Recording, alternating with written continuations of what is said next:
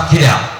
আমি মহোদয়কে তার আজিজুল ইসলাম লেখা আছে, আজিজুল ইসলাম জিহাদি সাহেব সাক্ষীরা, ওনার আগ্রহকে আপনাদের সামনে আমি উপস্থাপন করবো। আপনারা একটু ওনাকে বরণ করে নেবেন। আমাদের মেহমান, নতুন মেহমানকে বরণ করার জন্য আল্লাহ তাকবীর,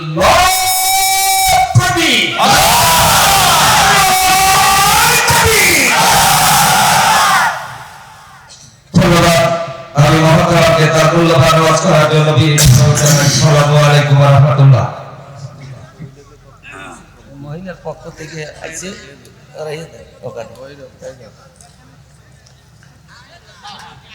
আসসালামু আলাইকুম ওয়া রাহমাতুল্লাহি ওয়া বারাকাতুহু।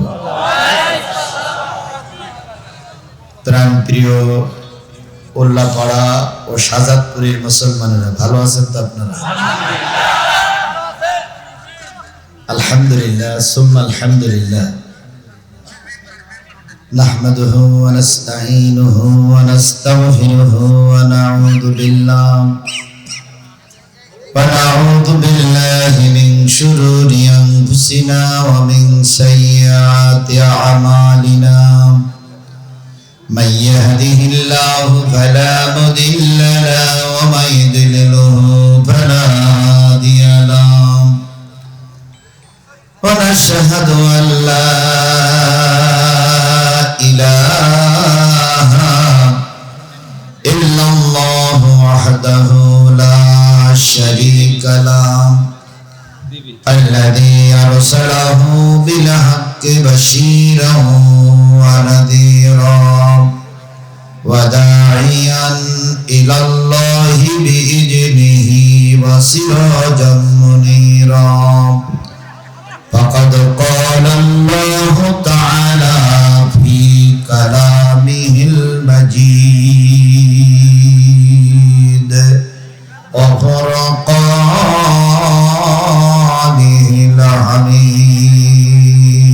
الحميد. أعوذ بالله من الشيطان الرجيم. بسم الله الرحمن الرحيم. يسألونك عن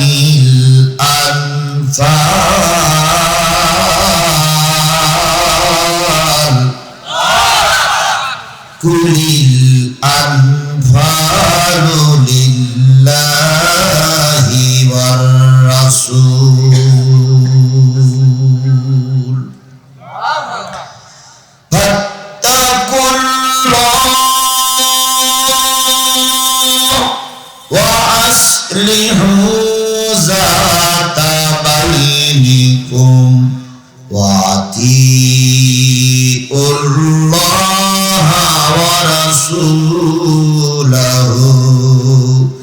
إن كنتم مؤمنين. إنما المؤمنون الذين إذا ذكر الله وجلت قلوبهم وإذا تليت عليهم آياته زادتهم إيمانا وعلى ربهم يتوكلون.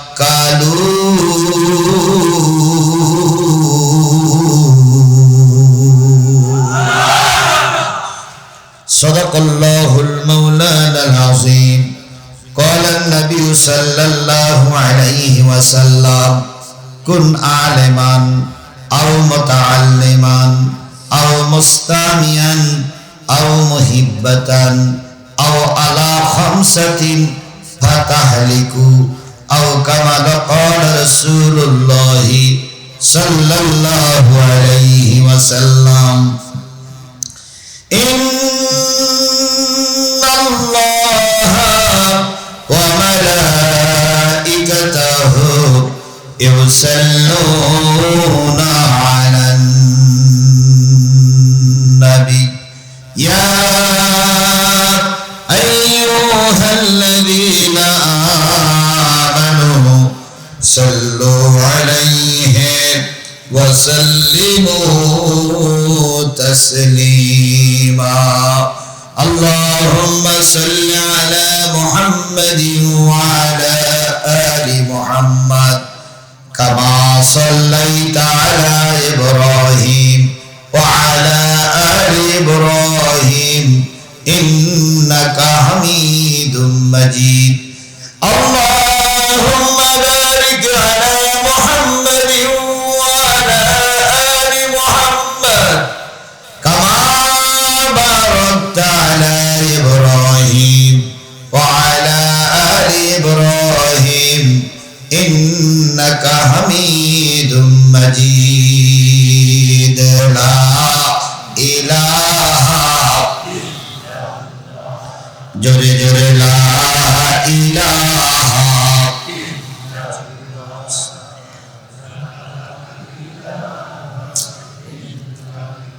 লা ইলাহা ইল্লাল্লাহ মুহাম্মাদুর রাসূলুল্লাহ। লা ইলাহা লা ইলাহা লা ইলাহা ইল্লাল্লাহ মুহাম্মাদুর। সকলে জবান খুলে একসাথে এক বাক্যে বলছি সাল্লাল্লাহু আলাইহি ওয়াসাল্লাম। সিরাজগঞ্জ জেলার উল্লাপাড়া থানা উপজেলা, উল্লাপাড়া উপজেলা ভৈরব দারুস সুন্নাহ ফোরকানিয়া হাফিজিয়া মাদ্রাসা ও ইতিমখানার উদ্যোগে অনুষ্ঠিত হচ্ছে বার্ষিক একদিন ব্যাপী ওয়াজ মাহফিল। তারিখ হচ্ছে 1 ডিসেম্বর 2024, রোজ রবিবার। আজকের এই ওয়াজ মাহফিলের শ্রদ্ধাভাজন স্বনামধন্য সম্মানিত সভাপতি জনাব আলহাজ মোহাম্মদ আনোয়ার হোসেন, হজ গাইড, বাংলাদেশ ও সৌদি সরকার অনুমোদিত হজ, ওমরা ও ট্রাভেলস এজেন্ট, হজ লাইসেন্স নম্বর 297। ইঞ্জিনিয়ার মোহাম্মদ নুরুল ইসলাম, বন্দিপাড়া, শাহজাহানপুর। আজকের এই মাহফিলের সহ সভাপতি বৃন্দ, আজকের এই মাহফিলের সম্মানিত প্রধান অতিথি, বাংলাদেশ জামাত ইসলামীর কেন্দ্রীয় সহকারী সেক্রেটারি জেনারেল, উল্লাপাড়া মাটি ও মানুষের বন্ধু, সাবেক বাংলাদেশ ইসলামী ছাত্র শিবিরের কেন্দ্রীয় সভাপতি, এলাকার প্রিয় মুখ, আমাদের প্রিয় ভাই জননেতা আলহাজ মাওলানা মোহাম্মদ রফিকুল ইসলাম খান। আজকের এই মাহফিলের অন্যান্য অতিথিবৃন্দ, বিশেষ অতিথিবৃন্দ, সম্মানিত অতিথিবৃন্দ, দাওয়াতি অতিথিবৃন্দ, অনেক অতিথিদের নাম লেখা, সকলের নাম পড়তে গেলে 10 মিনিট এখানেই ব্যয় হবে। এই জন্য সকলকে আজকের মাহফিল থেকে স্বাগত জানাচ্ছি। শুধু একজনের কথা না বললেই নয়, কারণ তিনি আমি আসার পরেই কথা বলেছেন।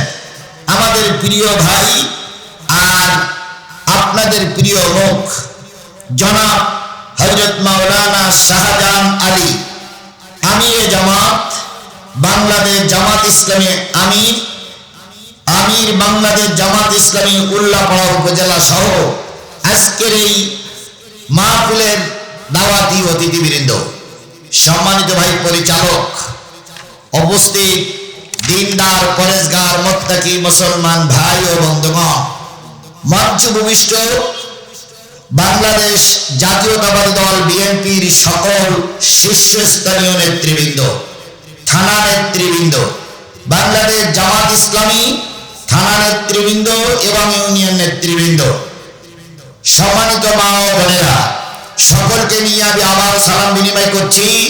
আসসালামু আলাইকুম ওয়া রাহমাতুল্লাহি ওয়া বারাকাতুহু।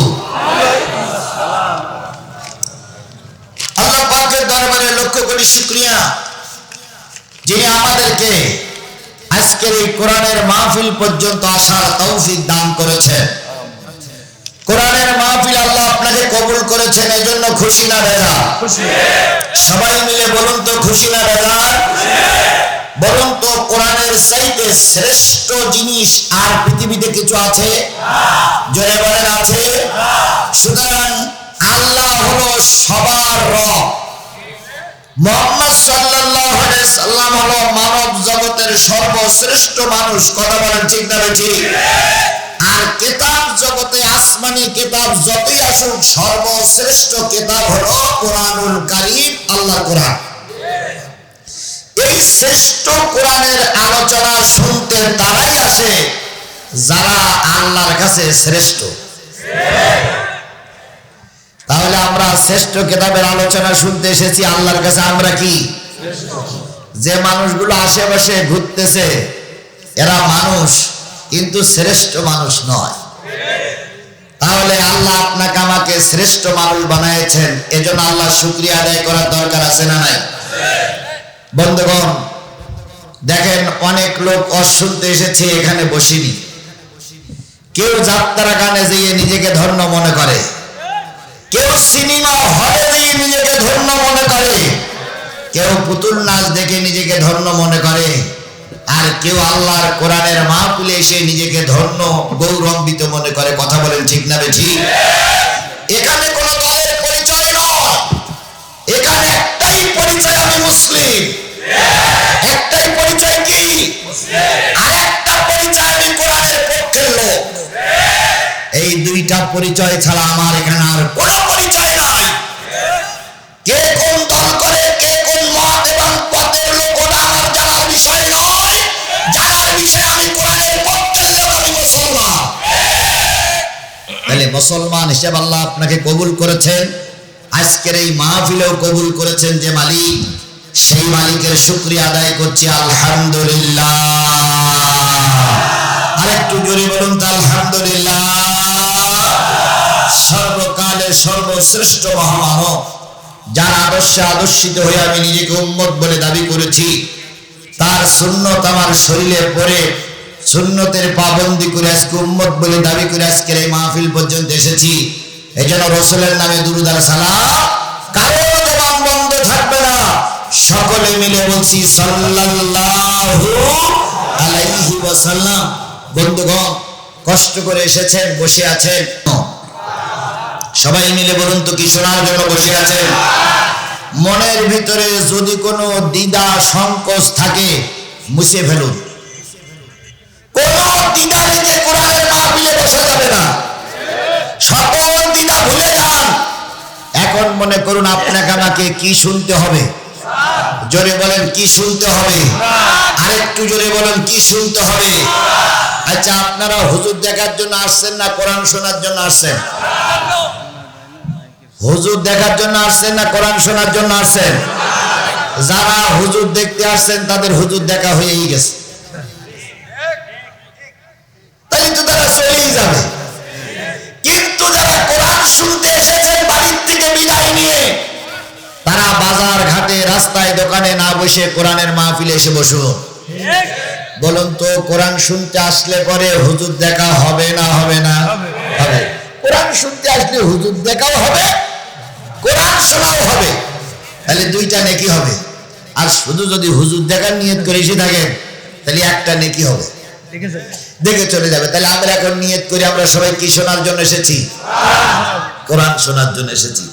আল্লাহ রাব্বুল আলামিনের রাসূল বলেন, কুন আলিমান আও মুতাআল্লিমান, যদি পারো, যদি সমাজে কুলয় একজন আলেম হও। আলেম হইলে কি হবে? আল্লাহ নবী বলেন, কিয়ামতের দিন সালাসা ইয়াশফাউ ইয়াউমাল কিয়ামাতি সালাসাতুল আম্বিয়া সুম্মাল উলামা সুম্মাশ শুহাদা। কিয়ামতের দিন 3 শ্রেণীর মানুষ আল্লাহর কাছে সুপারিশ করতে পারবে। তার ভিতরে নবীরা সুপারিশ করবে তাদের উম্মতদের জন্য, আলেমরা সুপারিশ করবে তাদের ভক্তদের জন্য, আর শহীদরা সুপারিশ করবে তার পরিবারের জন্য।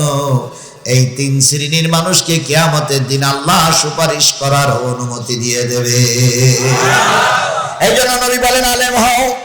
আলেম হইলে লাভ কি?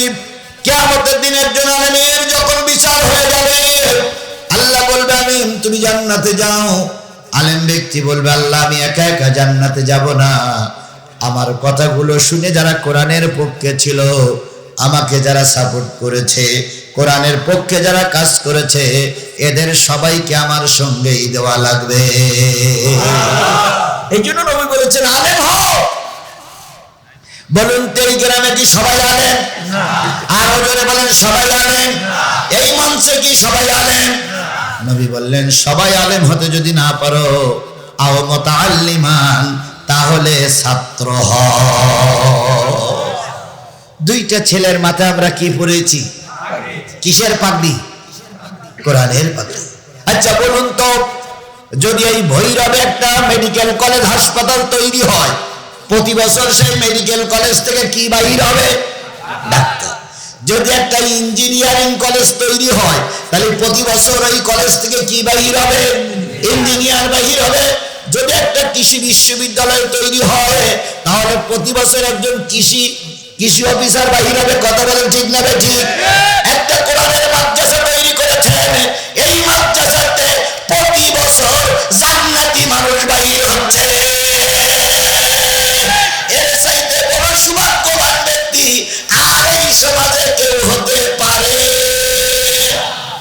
আল্লাহ নবী বলেন, কোন একটা ছাত্র যদি গ্রামের ভিতর দিয়ে হেঁটে যায়, আল্লাহু আকবার, একটা কোরআনওয়ালা ছাত্র যদি গ্রামের ভিতর দিয়ে হেঁটে যায়, ওই গ্রামের যত লোক কবরে শুয়ে আছে, ওই ছাত্রের কারণে গ্রামবাসীদের ঘরের আযাবগুলো আল্লাহ মাফ করে দেয়।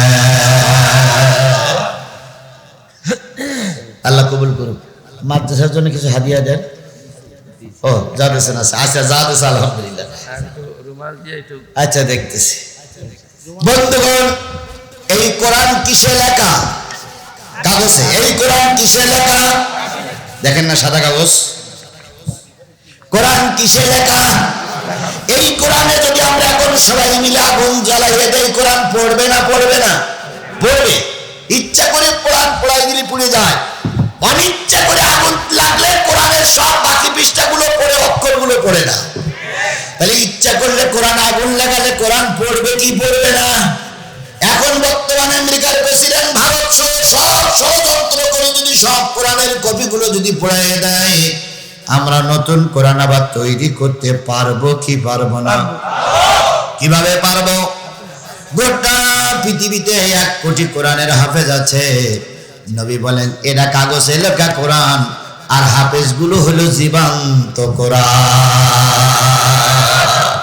সেই জীবন্ত কোরআন কয়টা বাহির হলো? আরো জোরে বলেন, কয়টা বাহির হলো? সৌভাগ্যবান এই ভৈরবের মানুষ, সৌভাগ্যবান ওই মানুষটি যে মানুষটি হাফেজ সাহেবদের লজিং রেখেছিল। বড় সৌভাগ্যবান ওই হাফেজের বাবা, বড় সৌভাগ্যবান ওই হাফেজের মা, যে হাফেজের মা তার সন্তানকে পেটে ধারণ করেছিল। কিয়ামতের দিন মুসিবতের কালে হাফেজের মার, হাফেজের বাবার মাথায় সূর্যের চাইতে উজ্জ্বল মুকুট তাদের বাপ মার মাথায় পরানো হবে। তাহলে বলুন তো, এই হাফেজরা এই এলাকায় এই মাদ্রাসায় টিকে থাক, এটা কি আপনারা চান? সবাই চান? এই হাফেজের এই হেফজখানার শত্রু যারা, তারা একটু হাত তোলেন। ভাই দয়া করে কথা বললেন না, আমার কথা বলতে দাও। বলেন। এই মাদ্রাসার হেফজখানা শত্রু যারা তারা একটু হাত তোলেন। আল্লাহু আকবার। তাহলে আমরা সবাই ভালোবাসি না হেফজখানাকে? আচ্ছা, এই হেফজখানার আশপাশের লোকদের সঙ্গে আমার শত্রুতা থাকতে পারে, কিন্তু কোরআনের সঙ্গে তো আমার শত্রুতা নাই। কথা বলেন, কথা বলেন, কথা বলেন। হেফজখানার হাফেজে বড় হুজুরের সঙ্গে আমার দ্বন্দ্ব থাকতে পারে, কিন্তু কোরআনের সঙ্গে তো আমার দ্বন্দ্ব নাই। আমি চাই কোরআনের হেফজখানারা টিকে থাক।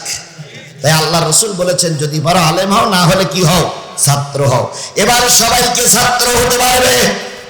আল্লাহ নেই বলেন, যদি সবাই ছাত্র হতে না পারো, আলেমেরা হাফেজেরা যে পথে চলে, যে কথা বলে সেগুলো তোমরা মেনে চলো। এখন বলুন তো, আলেমদের কথা আমরা কি সবাই মেনে চলতে পারি? কিছু ভুল ভ্রান্তি হয়ে যাচ্ছে না আমাদের? এবার নবী বলেন, যদি না পারো আলেমদের সঙ্গে মহব্বত রাখো, তাদের একটু দাওয়াত করে খাওয়াও, তাদের একটু খোঁজ খবর নাও। হেফজখানার ছাত্ররা যখন রাস্তা দিয়ে বাহির হবে, তখন তারে বুকের ভিতরে একটু জড়ায়ে ধরো। পারলে একটু বিস্কুট কিনে দাও, পারলে একটু চকলেট কিনে দাও। ওই ছেলেটা খুশি হয়ে মাদ্রাসায় যেয়ে পড়বে। ওই ছেলেটা যখন কিয়ামতের দিন মাপ পেয়ে যাবে, তুমিও আল্লাহর জান্নাতে চলে যাবে। এই চারটে কাজ না করে যদি পঞ্চম কোন কাজে তুমি জড়িত হও, নবী আমার বলেন, তুমি ধ্বংস হয়ে যাবা, তুমি জাহান্নামী হয়ে যাবা। তাহলে এই হেফজখানারা টিকে থাক, এটা কি আমরা চাই? চাই, সবাই চাই। এখন চাইতে গেলে দুইটা কাজ করা লাগবে। কয়টা? এক নম্বর, হেফজখানায় ছাত্র দেওয়া লাগবে। হেফজখানাটা খুব ভালো করে সাজাইছেন, একটাও ছাত্র নেই। হেফজখানা টেকবে না বন্ধ হবে? এই মুসলমান কথা বলেন, টেকবে না বন্ধ হবে? বিরাট সুন্দর কায়দা করে একটা গোল রাখার, গরু রাখার ঘর করেছেন, একটাও গরু নাই। তাইলে ওই ঘর কি রাখা যাবে না? ভেঙে ফেলতে হবে। হেফজখানা তৈরি করেছেন, ছাত্র নাই, তাহলে এই হেফজখানা টিকে থাকবে? তাহলে এই হেফজখানা টিকে রাখতে গেলে আগে দিতে হবে কি? ছাত্র। দুই নম্বর, এই হেফজখানা টিকে রাখতে গেলে কিছু হুজুর থাকবে, ছাত্র থাকবে, থাকার জায়গা লাগবে, বসার জায়গা লাগবে। এই জন্য কিছু অর্থ দিতে হবে। এই অর্থ দিয়ে আর ছাত্র দিয়ে যদি আমরা সাহায্য করতে পারি, আমি আল্লাহর কোরআনের নামে কসম করে বলতে পারি, কিয়ামত পর্যন্ত এই হেফজখানা বন্ধ হবে না।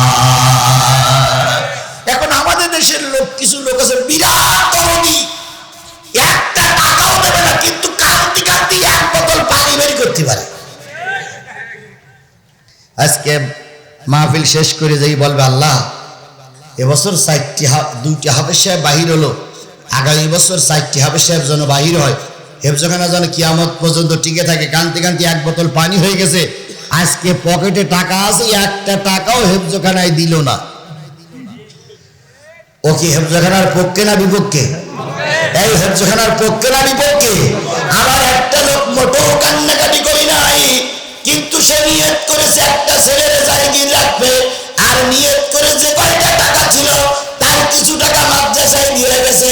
বলুন তো, জায়গি টাকার নিয়ত করলো আর হেফজখানায় টাকা দিল, এ কি হেফজখানার পক্ষে না বিপক্ষে? পক্ষে। এখন আপনারা পক্ষে আছেন, কারা কারা হাত তোলেন। আমি হেফজখানার পক্ষে। কারা কারা হেফজখানার পক্ষে? দেখেন, যে লোকগুলো হাত তোলেন এই লোকগুলো হেফজখানার বিপক্ষে। দেখেন দেখেন দেখেন, কারা কারা হাত তোলেন দেখেন। খেয়াল করেন, খেয়াল করেন, পাশে আছে দেখেন হাত তোলেন। এই হেফজখানার শত্রু, এ চায় কোরআন বন্ধ হয়ে যাক, এ নিশ্চয় ও আগের দলের লোক। কারণ আগে যারা সরকারে ছিল তারাই হেফজখানা চায়নি। কথা বলেন ঠিক না বেঠিক? আগে যারা সরকারে ছিল তারা কোরআনের মাহফিল চায়নি, আগে যারা সরকারে ছিল তারা আলেমুল আমাদের চায়নি। আজকে যারা হাত তুলতেছে না, আগের আমলের দালা। মাশাআল্লাহ।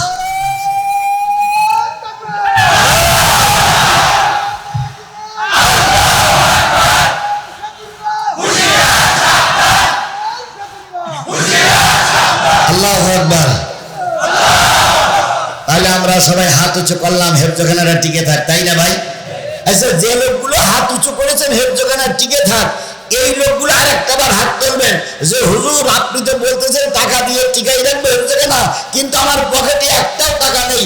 যাদের পকেটে 1 টাকাও নেই তারা একটু হাত তোলেন তো। আচ্ছা ওই লোকটার আমার কাছ থেকে 50টা টাকা নিয়ে দেন তো ভাই, ওই লোকটার কাছে 50 টাকা বসে দেন তো। আয় ছেলে দাও দাও, ওই লোকের কাছে, ওই যে লোক হাত তুলেছে ওই লোকের কাছে দাও, ওই খুলির সময় লোকের কাছে 50 টাকা দাও। এ লোক যদি টাকা থাকার পরে মিথ্যা হাত উঁচু করে থাকে, কিয়ামতের দিন এই হাত বলবে আল্লাহর মৃত্যু মৃত্যু মৃত্যু। আর কেরা হাত তুলেছেন যে টাকা নেই? আর কেরা হাত তুলেছেন? ওই একটা লোক, ওই একটা লোকের টাকা দেন তো। ও না, ওই যে একটা লোক হাত তুলিনি। এই ছেলে ওর কাছে দাও তো, ওই টাকাটা ওর কাছে, ওই ছেলেটার কাছে দাও, ওই ছেলেটার কাছে দেন, এই ছেলেটা দাও তো। এবার আর কার কাছে টাকা নেই? এই টাকাটা কিন্তু আমি ওরা দান করিনি বলো, আমি ওরা দিছি ওর হাত দিয়ে ওই 50টা টাকা আবার কোরআনের জন্য দান করার জন্য।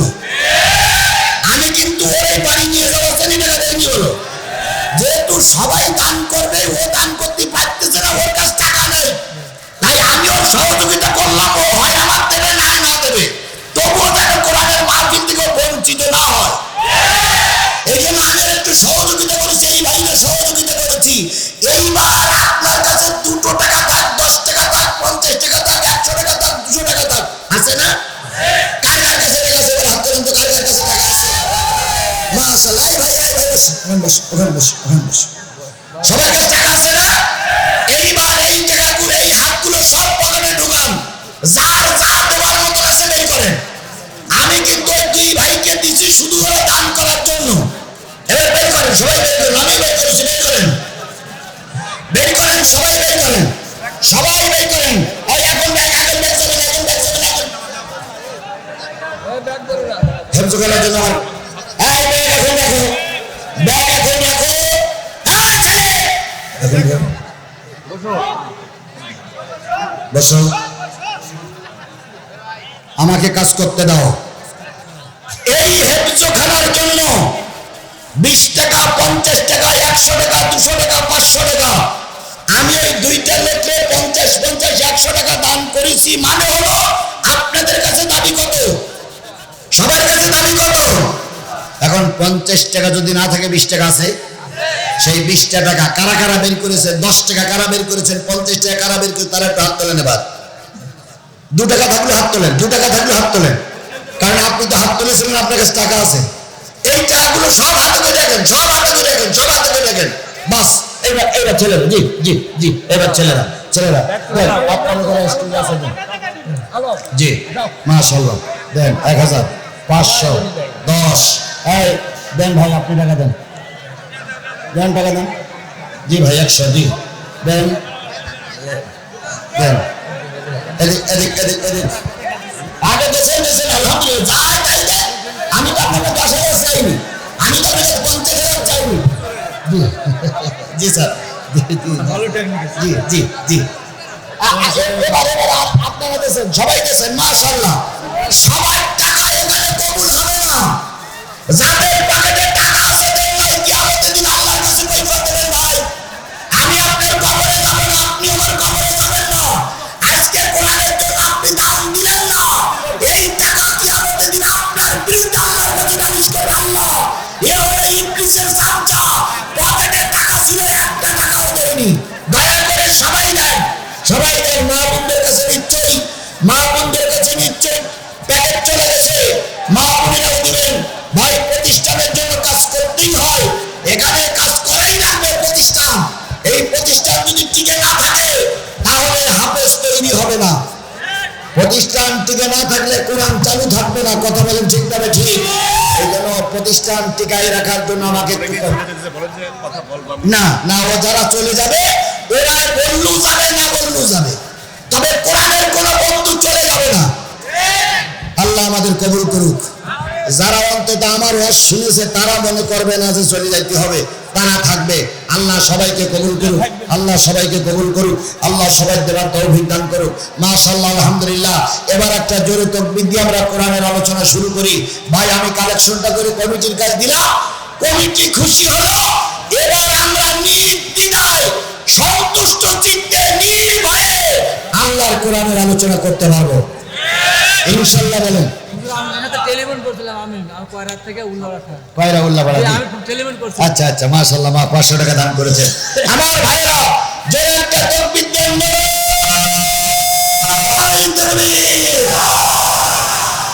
বাজান তোমার যত আছে দাও, কালকে মাহফিলটা করতে দিও আমার। নারায়ে তাকবীর, আল কোরআনের আলো, তোমার নেতা আমার নেতা,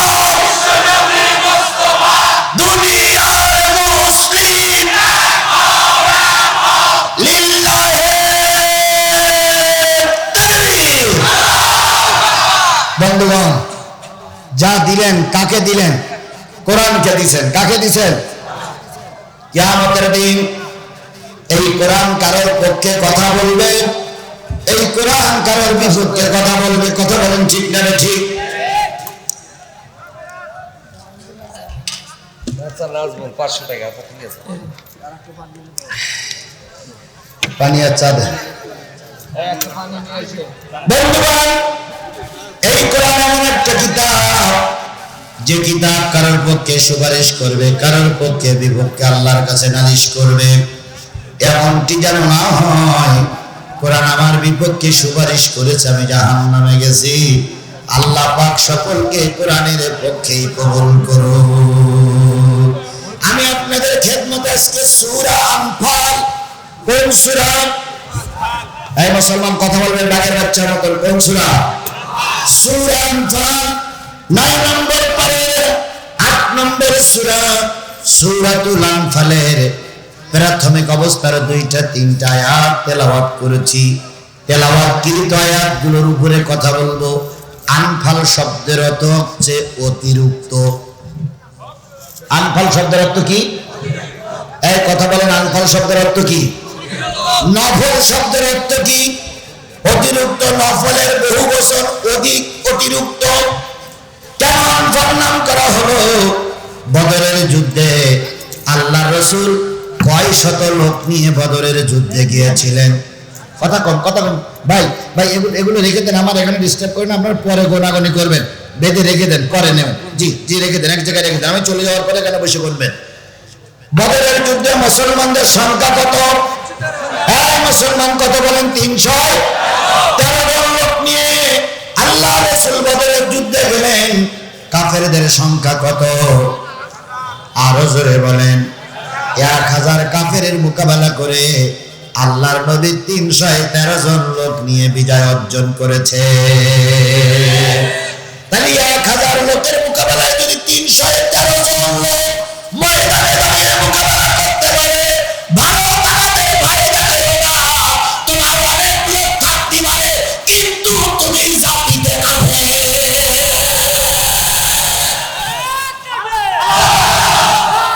কথা বলেন, কথা বলেন। তোমার পারমাণবিক অস্ত্র থাকতে পারে, তোমার বড় দেশ থাকতে পারে, তোমার অনেক সৈন্য থাকতে পারে, কিন্তু আমার দেশের লোক কম, আমার সেনাবাহিনী কম, কিন্তু আমার দেশের 20 কোটি মানুষ সবাই কোরআনওয়ালা, সবাই ইমানদার।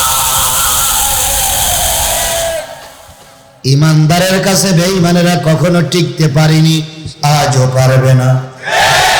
আফগানিস্তানের মুসলমানরা ইমানদার। আমেরিকা গিয়েছিল আফগানে মাতবরি করতে, কুকুরের মতো লেজ গুটাই নিয়ে চলে আসতে হয়েছে। রাশিয়া গিয়েছিল আফগানে মাতবরি করতে, কুকুরের মতো পালিয়ে চলে আসতে হয়েছে।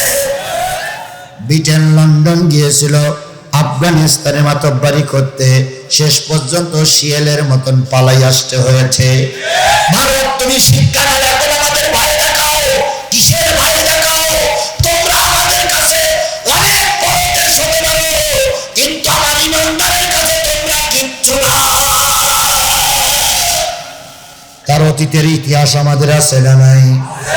313 জন লোক নিয়ে আল্লাহ নবী বদরের প্রান্তরে চলে গেলেন। অস্ত্র শস্ত্র নাই। নবীজির কাছে এসে বলতেছি, ইয়া রাসূলুল্লাহ, আবু জাহেলের বাহিনী অস্ত্র সজ্জায় শহীদ, আমাদের তো অস্ত্র নাই। নবী বললেন, তোমাদের হাতে অস্ত্র আমি তুলে দিতে পারবো না, নবীজির সামনে যা ছিল তাই তুলে দিয়েছে। কারোর হাতে দিয়েছে খেজুরের একটা বাকল, কারোর হাতে দিয়েছে ছোট্ট একটা পাথরের নুড়ি, কারোর হাতে তুলে দিয়েছে একটা কাঠের টুকরা, কারোর হাতে তুলে দিয়েছে একটু সামান্য মাল সামানা। সাহাবীরা বলেছেন, নবী আমাদের হাতে যা তুলে দিয়েছেন তাই নিয়ে যুদ্ধ করেছি। বড় বড় কাফের গুলো খেজুরির ডালের আঘাতে জমিনে ছটফট করতে করতে মারা গেছে। 313 জন লোক নিয়ে বদরের প্রান্তরে নবীজি উপস্থিত হলেন। ওই যুদ্ধে মুসলমানরা জিতে গেল না হেরে গেল? স্পষ্ট করে মুসলমান বলেন, হেরে গেল না জিতে গেল? জিতে যাওয়ার পর মুসলমানেরা একদল ময়দানে, আর একদল রসুলকে হেফাজত করতেছে, আর একদল কাফেরদের তাড়াই নিয়ে চলে গেছে। আমি কিন্তু সূরাটার প্রেক্ষাপট বলতেছি, কেন সূরাটা কোন পক্ষিতে নাজিল হলো। একদল রসুলকে ঘিরে রেখেছে, আর একদল কাফেরদের কি করেছে? ধর ধর, আবু জাহেল ধর ধর ধর ধর ধর ধর গেল। জি, এখান থেকে 4 মাস আগে ধর ধর ছিল এক জিনিস, আর এখনকার ধর ধর হয়েছে আর এক জিনিস। 4 মাস আগে স্লোগান ছিল ধর ধর শিবির ধর, ধৈরা ধৈরা জবাই কর। 4 মাস আগে স্লোগান ছিল, আর এখন সবাই স্লোগান তুলেছে ধর ধর আমলিক ধর, ধৈরা ধৈরা বেঁধে রাখ। আমরা সবাই করে এই সত্যটা বলতে পারি না। তোমাদের লজ্জা ছিল না? বেহার মতন শব্দ প্রয়োগ করেছ। ওই শব্দ যদি আমরা প্রয়োগ করি, একটাও বউ বাচ্চা নিয়ে ঘরে শুতে পারবে না।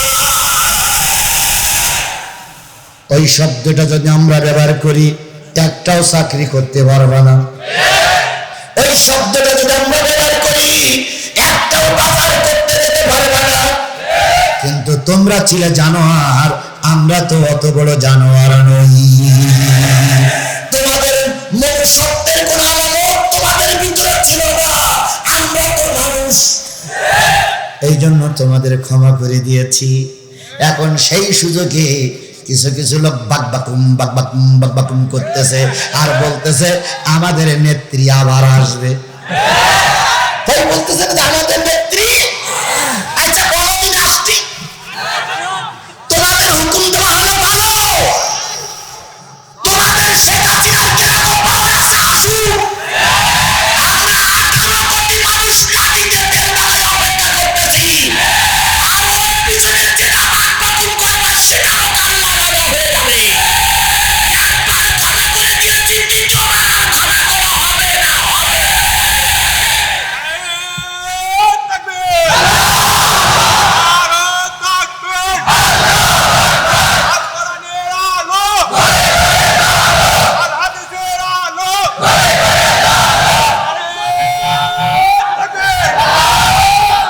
আমার ভাইরা, চিন্তার কোনো কারণ নাই। এই উল্লাপাড়ায় অনেক মাহফিল তোমরাই আমার বন্ধ করে দিয়েছিলে। উল্লাপাড়ায় অনেক স্টেজে আমি আসার পরে ফিরে যেতে হয়েছে। সেই দিন আজকে আছে? জোরে বলেন, সেই দিন কি আজকে আছে? সেদিন মঞ্চে বড় বড় শয়তান দলীয় নেতারা বসেছিল, তাদের সামনে আমি বাঘের বাচ্চার মতন কথা বলেছি। সেদিন ওদের ভয়ে মুখে তালা লাগাইনি, আর আজকে ডাইনে বামে পিছনে সামনে রাস্তায় লজ্জায় পাঁচিলের উপরে সব জায়গা বিএনপির নেতারা বসেছে। এখন যদি কেউ কোরআন বন্ধ করার কথা বলে, জির পাতা টেনে গুলি দিয়ে খাওয়ানো হবে।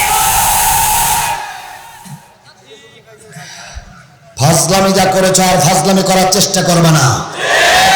একবার ক্ষমা করে দিয়েছি, দ্বিতীয়বার আর ক্ষমা করা হবে না। কথা বলেন, কথা বলেন, কথা বলেন, কথা বলেন।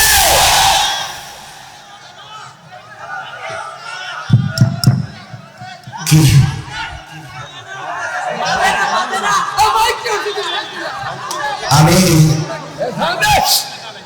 আমি প্রায় জায়গায় বলতেছি, বাবা এখন প্রতিদিন 1-2টা করে মাহফিল করতে হয়, মাইকটা ভালো নিয়েন।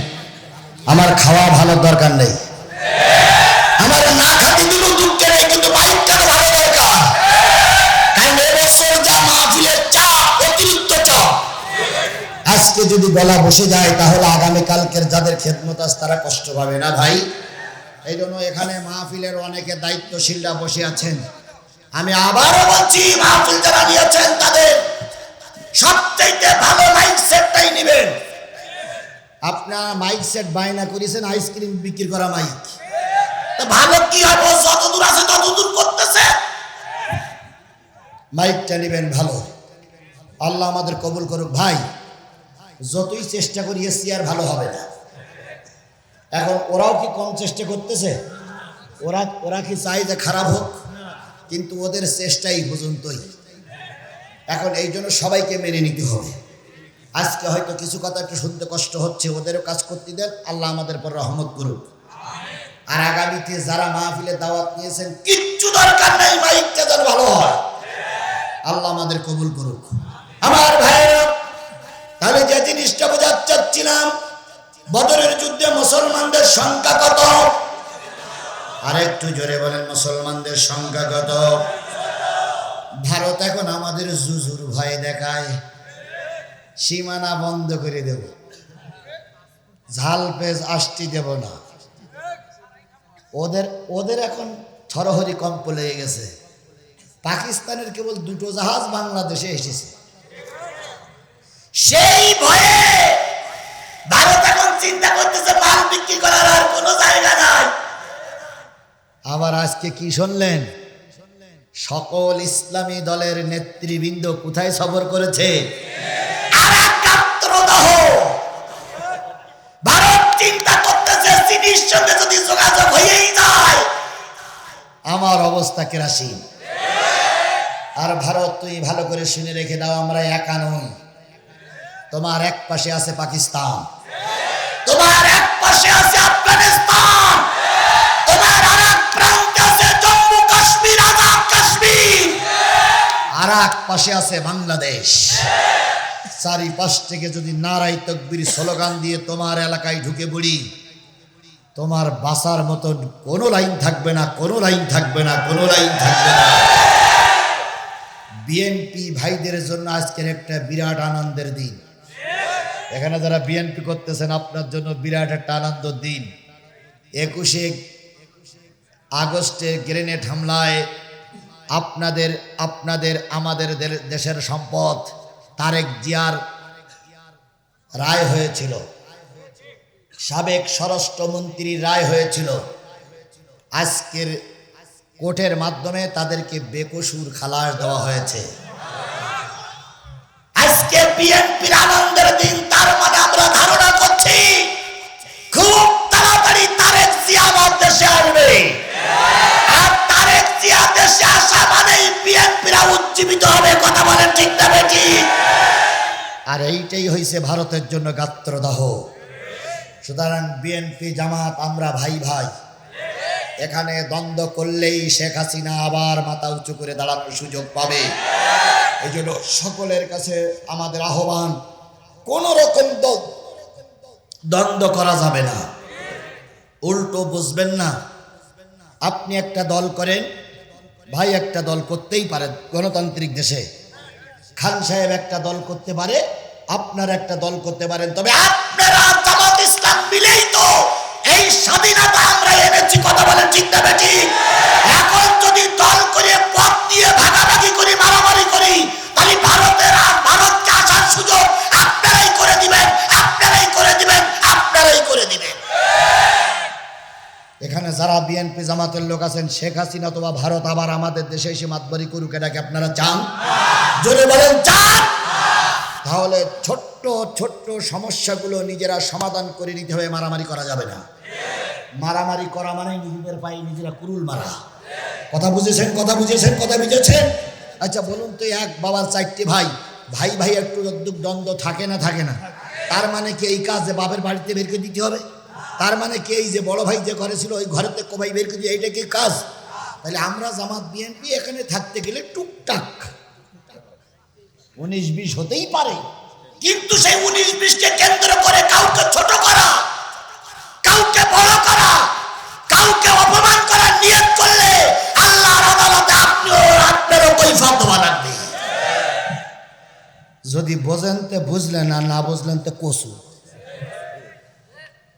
বলেন তো কুকুরের লেজের, যদি কুকুরের লেজে 7.5 মণ ঘি টানা হয়, এইবার টেনে ছেড়ে দিলে কুকুরের লেজ বেঁকা হয় না সোজা হয়? আওয়ামী লীগের যতই আপনি 7.5 মণ তেল মাখান, ওরা যে দেশের শত্রু এর ভিতরে কোনো সন্দেহ নাই। সুতরাং ওদের ঘি মাখাইয়ে লাভ নাই। এখন 3.5 ফাঁসির লাঠির প্রয়োজন। হয়তো চুপ করে থাকো, না তোমার লাঠি দিয়ে পিটাইয়ে সোজা করা হবে। আল্লাহর কসম, ইতিমধ্যে যত স্বৈরাচার পালিয়ে গেছে, কোনো স্বৈরাচার ফিরে এসে রাজনীতি করতে পারেনি। এই স্বৈরাচার শেখ হাসিনাকে আমাদের দেশে আর কখনো ফিরে আসতে দেওয়া হবে না। হ্যাঁ, তাকে আনা হবে, বিমানের চাকায় বেঁধে ঝুলাই নিয়ে আসা হবে। বিমানের চাকায় কোমরে দড়ি বেঁধে ঝুলাই নিয়ে আসা হবে।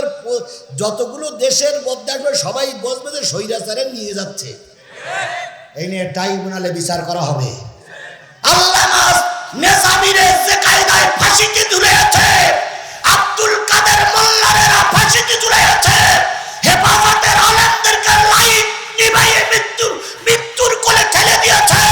আওয়ামী লীগের নেতা কর্মীদের এই পরিণতির জন্য অপেক্ষা করার জন্য বলা হচ্ছে, তোমাদের নেতা কর্মীদের ওই পরিণতি আজও কালও হবেই হবেই হবেই হবে।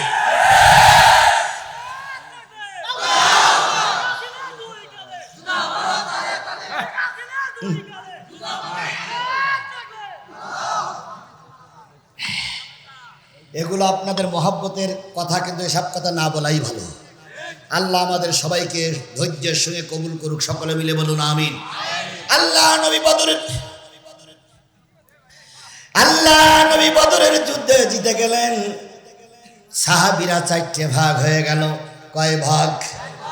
1 ভাগ আল্লাহর নবীকে হেফাজত করতেছিলেন, আর 1 ভাগ কাফেরদের তারাই নিয়ে চলে গেল। ধর ধর ধর আবু জেহেলের বংশধর। আর 1 ভাগ আহত নিহত ভাইদেরকে খেদমত করতেছিলেন।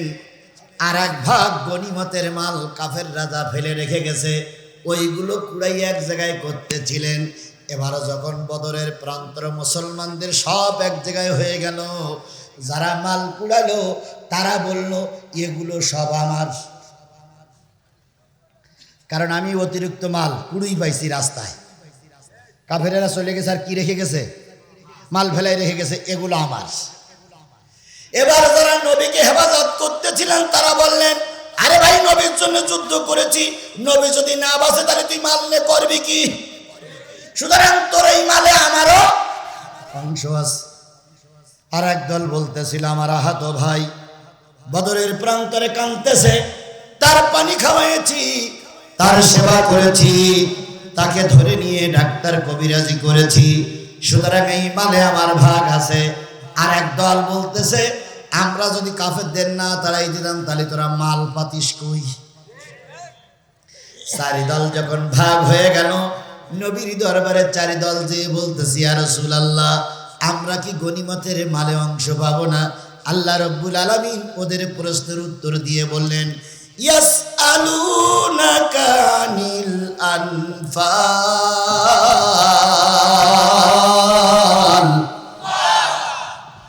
কুলিল আনফালু লিল্লাহি ওয়ার রাসূল। কাফেরেরা যাইতে পারেনি আর ক্ষমতার দ্বন্দ্ব। দেখেন, শিক্ষা নেন। কাফেরেরা এখনো 10 কিলোমিটার যাইতে পারেনি, এখনো কেবল বদরের প্রান্তরে আছে তারা। আর তোরা গনিমতের মাল নিয়ে এখন টানাটানি শুরু করেছিস।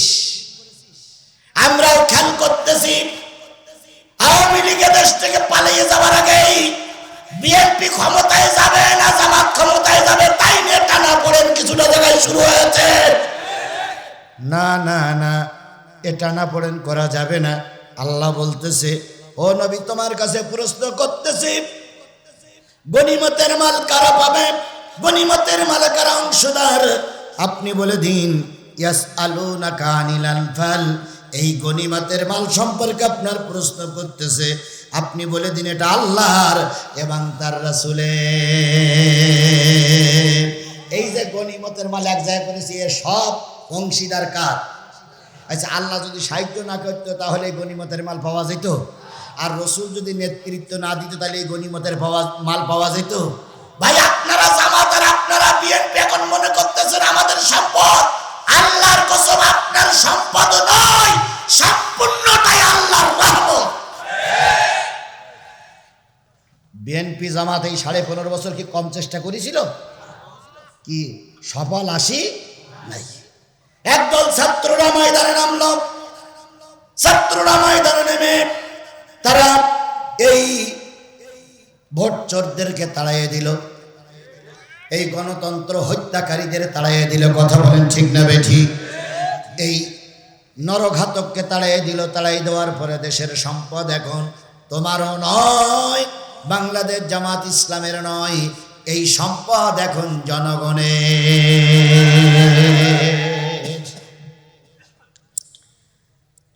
ফাত্তাকুল্লাহ, আল্লাহ বলতেছে আমারে ভয় করো। কাকে ভয় করো? আরো জোরে বলেন, কাকে ভয় করো? আওয়ামী লীগ সরকার ভোট চুরি করেছিল। এখন বিএনপি আর জামাত যদি ভোট চুরি করে তাহলে আওয়ামী লীগ আর বিএনপির ভিতরে জামাতের ভিতরে পার্থক্য কি? আওয়ামী লীগ ওয়ালারা সাদাবাজি করত, এখন যদি জামাত বিএনপি ওয়ালারা সাদাবাজি করে তাহলে বুঝতে হবে এদের চাইতে ওরাই ভালো ছিল। সুতরাং সাদাবাজি করা, লোকের জায়গা দখল করা, লোকের বাড়ি ঘরদর দখল করা, এটা শরিয়াতে জায়েজ নাই। তাই আল্লাহ বলতেছেন ফাত্তাকুল্লাহ, আল্লাহরে ভয় করো, আল্লাহরে ভয় করো। ও আসলিহু যাতা বাইনিকুম, তোমাদের একে অপরের আমল সংশোধন করে নাও, একে অপরে ভাই ভাই হয়ে যাও। এই জায়গাটা কথা শোনা যাচ্ছে না? এই জায়গায় এখানে কথা শোনা যাচ্ছে না, এই জন্য এই জায়গার লোকগুলো উঠে যাচ্ছে। ভাই, এই লোকগুলো উঠে যাওয়ার মূল কারণ ওনারা শুনতে পাচ্ছে না। এই এখানে হরেন মোটে যাচ্ছে না, কারণটা কি? আল্লাহ তুমি রহমত করো, আল্লাহ তুমি রহমত করো, আল্লাহ তুমি রহমত করো। ওর মাইকটা ভালো করে দাও আল্লাহ। এত বড় কোরআনের মাহফিলটা তুমি নষ্ট করে দিও না, আল্লাহ তুমি রহমত করো। আল্লাহ আমাদের সবাইকে হেফাজত করুন। আরেকটু জোরে বলেন আমিন, আরেকটু জোরে বলেন আমিন। আমি অনেক কথা বলেছি, আজকে একটা নতুন সাবজেক্টের পরে কথা বলতে চেয়েছিলাম, কিন্তু দুঃখ, খুব কষ্ট হচ্ছে। বন্ধুগণ, শোনা যায়? এই সাউন্ড বক্সটা বন্ধ হলে কেন? চালু হয়েছে। এটা কি চালু হয়েছে? এটা চালু হয়নি। বন্ধুগণ, যে জিনিসটা বুঝাতে চাচ্ছিলাম সেটা হলো, আমি তো একটা বাদ দিছি, একটাই চালু করেছি। সেটা হলো আল্লাহ রাব্বুল আলামিন বলতেছেন নিয়ত সহি করে নাও, আল্লাহরে ভয় করো, নিয়ত সহি করে নাও। ওয়াতিউল্লাহ ওয়া রাসূলাহু, আল্লাহ এবং রাসূলের অনুগত করো। ইন কুনতুম মুমিনিন, যদি তোমরা মুমিন হও।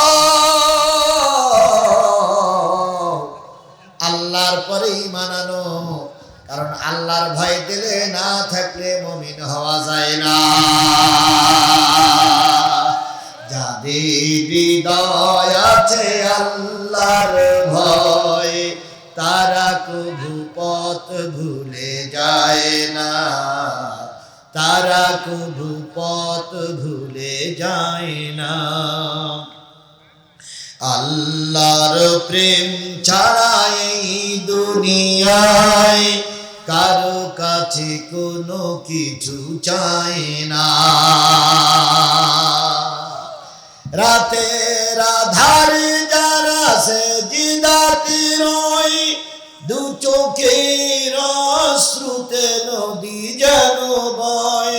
ছলনার হাত ছানি যতই আসুক, পিছনে ফিরেও তাকায় না। যাদের হৃদয় আছে আল্লাহর ভয়, তারা কভু পথ ভুলে যায় না। এতক্ষণ আল্লাহ পাক বললেন ওই বদরের যুদ্ধের মানুষদের কথা।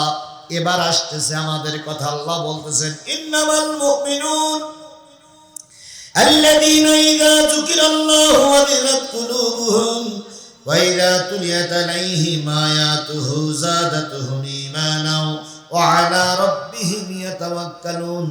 প্রকৃত মুমিনদার তারাই যাদের সামনে জিকির করলে আল্লাহর দেল, যাদের সামনে জিকির করলে মানুষের দিলগুলো নরম হয়ে যায়, আর যাদের সামনে কোরআন তেলাওয়াত করলে তাদের ঈমান বৃদ্ধি পায়। আর ওই লোকগুলো আল্লাহর উপরে ছাড়া কারোর উপরে তাওয়াক্কুল করে না। ও আমার জাতি ভৈরবের মুসলমানেরা, তাওয়াক্কুল করতে হবে কার উপরে? আরো জোরে বলেন, তাওয়াক্কুল করতে হবে কার উপরে? মানুষের উপরে তাওয়াক্কুল করলাম না, বরকত দেয় না। তাওয়াক্কুলটা করা লাগবে আল্লাহর উপরে। আবু হুরায়রার নাম কি আপনারা শুনেছেন? আবু হুরায়রা তখন ছোট, খুব ছোট, কেবল কালেমা পড়ে মুসলমান হয়েছে। আবু হুরায়রা বাড়ির থেকে চলে আসলেন, জাতি তাকে বের করে দিল, পরিবারের লোক তার বিপক্ষে চলে গেল, পরিবারের লোক তাকে মারতে শুরু করলো। এলাকায় যখন রাস্তায় ঘুরে বেড়ায়, প্রতিটা মানুষ তাকে ধিক্কার দেয়, তুই কেন কালেমা পড়তে গেলি? তুই কেন মুসলমান হলি? তুই কেন কালেমা পড়েছিস? তোর সমাজে দাম নেই। আবু হুরায়রা বাধ্য হয়ে নবীজির দরবারে চলে গেল। আহলে সুফার ভিতরে সকল সময় কিছু মুসাফির থাকতো। ওই গ্রুপের ভিতরে 40 জন হতো, 50 জন হতো, 70 জন হতো, 100 জন হতো। আহলে সুফা বলে ওই লোকদেরকে যারা কালেমা পড়ার পরে পরিবার তাদেরকে তাড়িয়ে দিয়েছে। ছেলে কালেমা পড়েছে বাপ বিরোধী, বাপ কালেমা পড়েছে পরিবার বিরোধী, ভাই কালেমা পড়েছে ভাই বিরোধী। এইরকম লোকগুলো রসুলের মসজিদে এসে শুয়ে থাকতেন।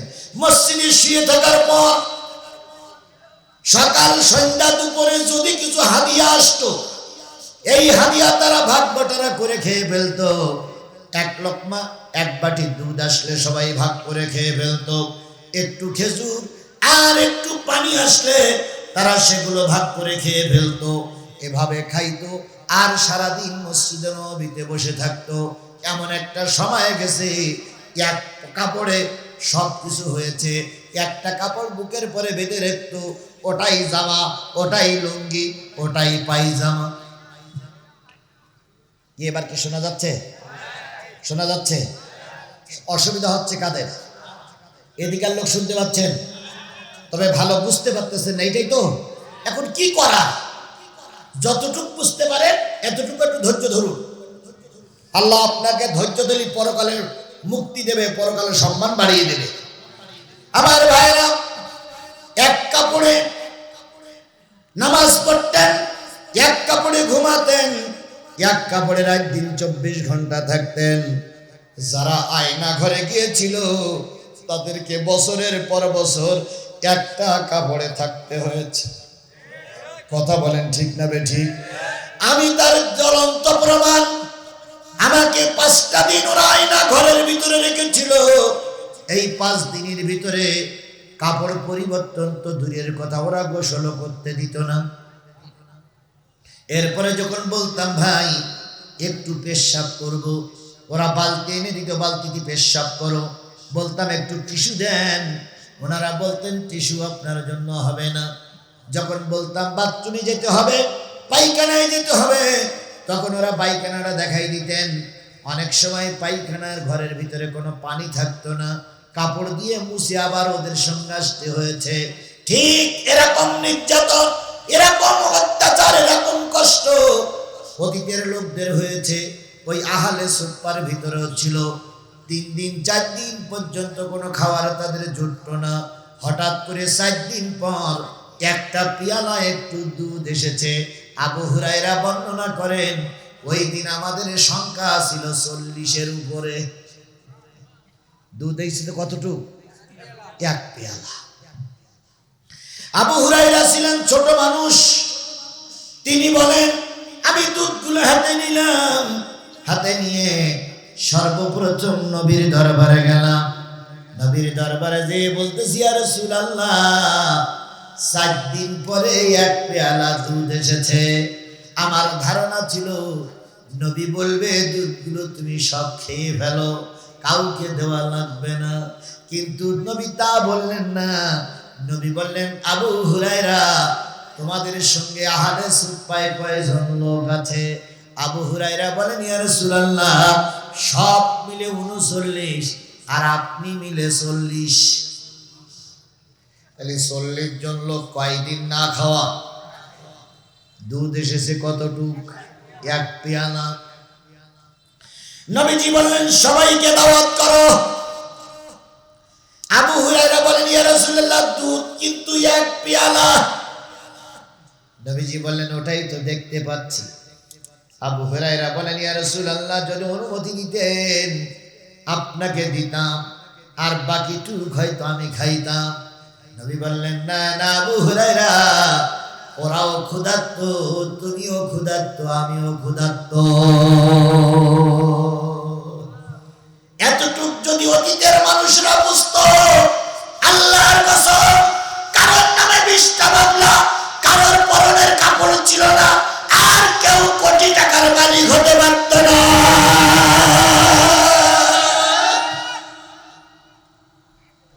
আবু হুরায়রা দুধের পেয়ালাটা রেখে সবাইকে নিয়ে বললেন, একটু দুধ এসেছে, রাসূল দাওয়াত করেছে। দুধগুলো রেখে নবীজি সবাইকে বসতে বললেন। বসতে বলার পরে আবু হুরায়রার কাছে দুধের পেয়ালাটা দিয়ে বলতেছেন, আবু হুরায়রা, ডাইনির থেকে শুরু করো। আবু হুরায়রা, হাদিস শরীফে আছে, আবু হুরায়রা বর্ণনা করেন, আমি যখন ডাইনের লোকটার হাতে দুধের পেয়ালাটা দিলাম, সে যখন দুধের বোতলে মুখ লাগাই টানতেছিল, আমি উঁকি মেরে দেখতেছিলাম সব খেয়ে ফেলল না, অল্প কিছু আছে। আমি চিন্তা করছিলাম সব মনে হয় খেয়ে ফেলবে, তারপরে দেখলাম কিছু খাইছে, কিছু আছে। নবীকে বললাম, ইয়া রাসূলুল্লাহ, কি করব? নবী বললেন, দ্বিতীয় লোকটার কাছে দাও। দ্বিতীয় লোকটার কাছে দেওয়া হলো। এভাবে করতে করতে করতে করতে 38 জন লোকের উদার পূর্ণ করে, পেট পূর্ণ করে খাওয়া হয়ে গেছে। আবু হুরায়রা দুধের পাত্রটা নিয়ে নবীর কাছে দিয়ে বলতেছি, ইয়া রাসূলুল্লাহ, এখন কি করব?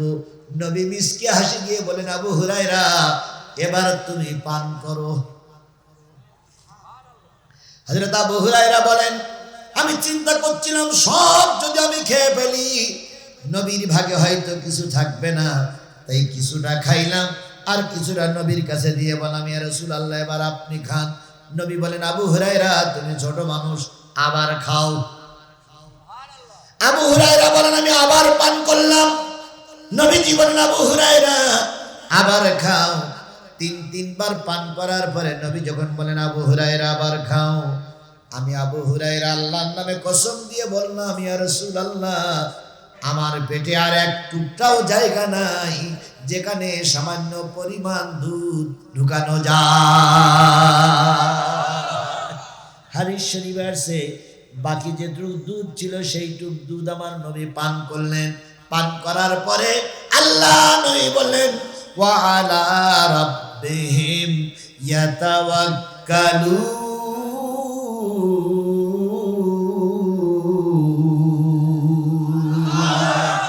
মুমিন যারা হয় তারা আল্লাহর পরে তাওয়াক্কুল করবে, আর আল্লাহর পরে যদি কেউ তাওয়াক্কুল করে, তার খাদ্যের ব্যবস্থা স্বয়ং আল্লাহই করে দেয়। আল্লাযীনা ইউকিমুনাস সালাতা ওয়া মিম্মা রাযাকনাহুম ইনফিকুন।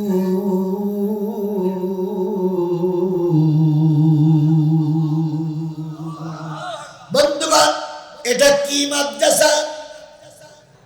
আর একটু জোরে বলেন, কি মাদ্রাসা? ভৈরব হাফিজিয়া নুরানি ফোরকানিয়া মাদ্রাসা। কথা বলেন ঠিক নেবে ঠিক?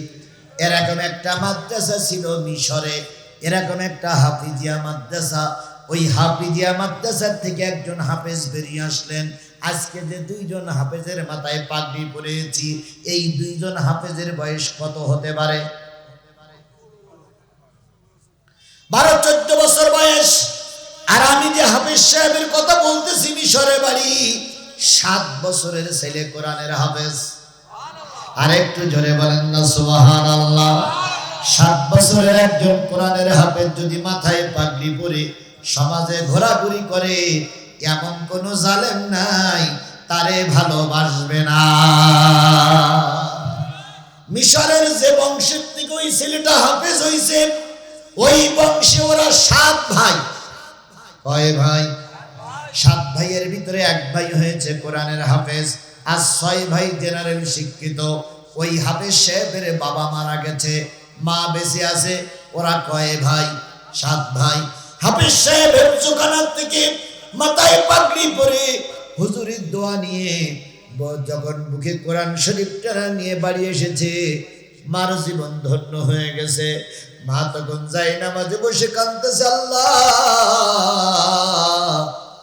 আমার স্বামী মরে গেছে, দুঃখ নাই, আমার ছেলে হাফেজ হয়েছে, এটাই আমার জীবনের বড় পাওয়া।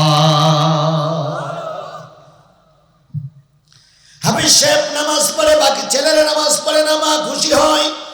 একদিন হঠাৎ করে জুমার নামাজ পড়তে গেছে, ইমাম সাহেব বলতেছে আজকে ইসলাম নিবু নিবু অবস্থায়, ইসলাম দেশের থেকে বিদায় হয়ে যাচ্ছে।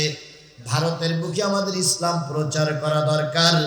ঠিক এই মুহূর্তে ভারতের বুকে আমাদেরও ইসলাম প্রচার করা দরকার, আছে না নাই? ভারত দেখেন প্রায় মসজিদের নিচে শিবির মূর্তি পাওয়া যাচ্ছে, প্রায় ওরা মসজিদের নিচে রামের মূর্তি পাচ্ছে, শিবির মূর্তি পাচ্ছে। এখান থেকে কয়েক বছর আগে সবচেয়ে ভারতের একটা বড় মসজিদ, কি মসজিদ জানো? বাবরি মসজিদ ভেঙে ওরা কি বানিয়েছে? রাম মন্দির বানিয়েছে। সেদিন মুর্শিদাবাদে এক মসজিদের নিচে নাকি রাম মন্দির পাওয়া গেছে। তারপরে কয়েকদিন আগে বলেছে যে আজমিরে নাকি রামের জন্মস্থান, রামের মন্দির ছিল। আমি চিন্তা করি তোমার রাম আর পালানোর জায়গা পাইনি, সব মসজিদের ভিতরে গিয়ে পালাইছে। এত বড় ভারত, রাম কোন জায়গায় পালানোর জায়গা পাইনি, সব মসজিদ থেকে পালাইছে। তারপর ওদের আরেকটা নেতা ওই যে চিন্ময় প্রভু, চিন্ময় কৃষ্ণ দাস, ওদের নাকি প্রভু। তাহলে প্রভু ওদের দেবতা, তো ওদের দেবতারে ধরিয়ে জেলখানায় নিয়ে গেল পুলিশ, অথচ দেবতা কিছুই করতে পারল না। তাহলে ও কোন দেবতা? আমার ভাইয়েরা, ভারতে ইসলাম প্রচারের জন্য ওই মসজিদে যখন ইমাম সাহেব উদ্বুদ্ধ করলেন, ছেলেটা এসে বাড়ি এসে দেখে মা যায় নামাজে। মার মুখের কাছে মুখ লাগাই বলতেছে, মা আমি না কোরআনের হাফেজ, আমি কোরআনের দাওয়াত নিয়ে ভারতে যাব। যদি লোকের মতন লোক হয়, একজন লোক অনেক কিছুই করতে পারে। মা বলতেছে, বাজান তুই কোরআনের হাফেজ, আর বাকি ছেলেরা নামাজ পড়ে না, তুই আমাকে ফেলাই রেখে চলে যাবি? ছেলে তখন বলতেছে, মা তুমি দোয়া করো, যদি কোরআনের দাওয়াত নিয়ে ভারতে যাই আর ভারতে যদি মারা যাই, তোমাকেও আল্লাহ জান্নাতের মেহমান বানাবে, আমাকেও জান্নাতের মেহমান বানাবে। যে যেমন কথা তেমন কাজ। ছেলে আর মা প্রস্তুতি নিল। এবার সংবাদ পাওয়া গেল মিশর থেকে একদল মানুষ ভারতে ব্যবসা করার জন্য যাবে। হাফেজ সাহেব চিন্তা করলো, আমিও ওই কাফেলার সঙ্গে যাব। কি করার জন্য? দাওয়াত দেওয়ার জন্য। ওরা যাবে ব্যবসা করার জন্য, আর আমি যাব দাওয়াত দেওয়ার জন্য। ছোট ছোট হাফেজরা ভালো করে শোনো, তোমাদের দিকে জাতি তাকাই আছে, আমরা তাকাই আছি, বিশ্ব তাকাই আছে। বাংলাদেশের হাফেজ সাহেবরা বিভিন্ন বিশ্ব মডেল থেকে, বিভিন্ন বিশ্ব দরবার থেকে বড় বড় প্রাইজ নিয়ে আসতেছে আমাদের হাফেজ সাহেবরা। কথা বলেন, কথা বলেন। এটা যখন শুনি তখন আমাদের গর্বে, আমাদের গৌরবের প্রতীক, ওরা যখন প্রতীক নিয়ে ফিরে আসে তখন আমাদের মনটা উজাড় হয়ে যায়। কথা বলেন ঠিক না বেঠিক? হাফেজ সাহেব বললেন, আমি যাব দিনের দাওয়াত নিয়ে। ওরা আসবে ব্যবসা করার জন্য। ওদের কাফেলায় আছে 39 জন। হাফেজ সাহেব ওদের কাফেলায় যখন যোগ দিতে চাইল, তখন ওদের কাফেলায় লোক হইছে কয়জন? 19 জন আসবে কি করার জন্য? ব্যবসা করার জন্য। আরে একজন আসবে কিসের দাওয়াত নিয়ে? আল্লাহর কোরআনের দাওয়াত দিয়ে মা যখন বুঝলেন 7 বছর 8 বছরের বাচ্চা আমার কথা শুনবে না, মা কিছু রুটি বানালেন, কিছু খাদ্য তৈরি করে দিলেন, এই কোরআন শরীফটা গেলাবের ভিতরে ঢুকালেন। এর আগে বিশ্বে কোরআন শরীফ কোনো গেলাবের ভিতরে থাকতো না, কোরআন আলগা আলগা থাকতো। একটা কাপড়ের গেলাপ তৈরি করে মা কোরআন শরীফটা বুকের ভিতরে ঝুলাই দিলেন, 7-8 দিনের শুকনো খাবার দিলেন, কিছু নতুন পয়সা করে দিলেন, আর দিয়ে বললেন বাজান যেখানেই থাকো তোমার মাকে যেন ভুলে যেও না, আর কোরআনের যেন অবমাননা করো না। কোরআন কিন্তু বিশ্বের সর্বশ্রেষ্ঠ কিতাব। মার উপদেশ নিয়ে ওই ছোট্ট হাফেজ 8 বছর বয়স, 7 বছরে হেফজ শেষ করেছে, মাঝখানে 1 বছর চলে গেছে। কোরআন বুকে ধরে নিয়ে রওনা হলেন ভারতের উদ্দেশ্যে। কিসের প্রচারের জন্য? এই মুসলমান কথা বলেন, কি প্রচারের জন্য? বিরাট একটা নৌকা, বিরাট একটা কাঠের নৌকায় 40 জন চললেন। নৌকা মিশরের স্থলবন্দর থেকে চালু হয়ে গেল। 1 দিন গেল, 2 দিন গেল, 3 দিন গেল, 4 দিন গেল, 5 দিনের রাতে এখনো ভারতে পৌঁছাতে পারেন নাই। ভারত সাগরের পরে যখন আসলো তখন দেখা গেল বিরাট একটা সুনামি, বিরাট একটা প্রলয়কারী ঘূর্ণিঝড়। ওই ঘূর্ণিঝড়ে রাতের অন্ধকারে ওদের 40 জন বহনকারী নৌকাটা সম্পূর্ণ উল্টে গেছে। 40 জন মানুষ ভারত সাগরে ডুবে গেল। যখন ভারত সাগরে ডুবে যায়, ওই হাফেজ সাহেবটা কোরআন বুকের থেকে নিয়ে উঁচু করে বলতেছে, মালিক, ও আমার রব, ও আমার আল্লাহ, ওরা ডুবে গেলে তোমার ইসলাম ডুববে না, কিন্তু আমি যদি ডুবে যাই তোমার কোরআন ভারতে পৌঁছাবে না। অমুসলিমদের কাছে দাওয়াত দেওয়ার সত্ত্বে তুমি আমাকে হেফাজত করো। ওই ছেলেটার নাম ছিল বারাকাত। কি বললাম? বারাকাত। ওই ছেলেটার কান্না মালিক কিভাবে শুনেছিল না মালিকের ব্যাপার। হাফেজ বারাকাত বলেন, নৌকাটা ডুবে গেল, কিছুক্ষণ পরে মাথা উঁচু করলাম, নৌকার লোকজনও নাই, আমিও, আমার কাছে যে কোরআন শরীফ ছিল সেটাও নাই, এরপরে আমার যে সাথীরা ছিল সেটাও নাই, আমার কাছে যে খাদ্যগুলো ছিল সেটাও নাই। আমি হাফেজ বারাকাত হাবুডুবু খাইতেছি, খাইতে খাইতে কোথায় যাব কুল কিনারা পাই না। আমার 39 জন লোক সব হারায় গেছে, নৌকাটা তলায় গেছে, কোরআন শরীফটা গলার থেকে ছাড়ায় গেছে। কিছুক্ষণ আমি হাবুডুবু খেতে খেতে, লবণাক্ত পানি খেতে খেতে এক পর্যায়ে বুঝলাম আমার হাতের কাছে বিরাট একটা কাঠের গুটুরি, কাঠের গুটি, বিরাট একটা কাঠের গুটুরি, বিরাট একটা কাঠের অংশ আমার হাতের কাছে ভাসতেছে। কে যেন বলতেছে, বারাকাত রে, ওই কাঠের গুড়ির পরে চড়ে বয়, আল্লাহ তোর কাঙ্ক্ষিত জায়গায় পৌঁছে দেবি। বিপদে পড়লি সাহায্য করে কে? আরেকটু জোরে বলেন কে? উল্লাপাড়ায় এরকম বিপদ আল্লাহ আমারও ফেলাইছিল। এই এমপির আগের এমপি সাহেব ছিলেন শফি সাহেব ছিলেন। উনি একবার আমার পর আক্রমণ করেছিলেন। উনি এখন আছেন না মারা গেছেন? আল্লাহ ওর আরো হায়াত বাড়াই দিক। হ্যাঁ, ওর আল্লাহ আরো হায়াত বাড়াই দিক। আমি উল্লাপাড়ায় স্টেশনের ওই পাশে মাহফিল, আমি মাহফিল করে নামলাম, উনিও আমার পিছনে পিছনে নামলো। ওনার টার্গেট আমারে ধরবে, মারবে, হত্যা করবে।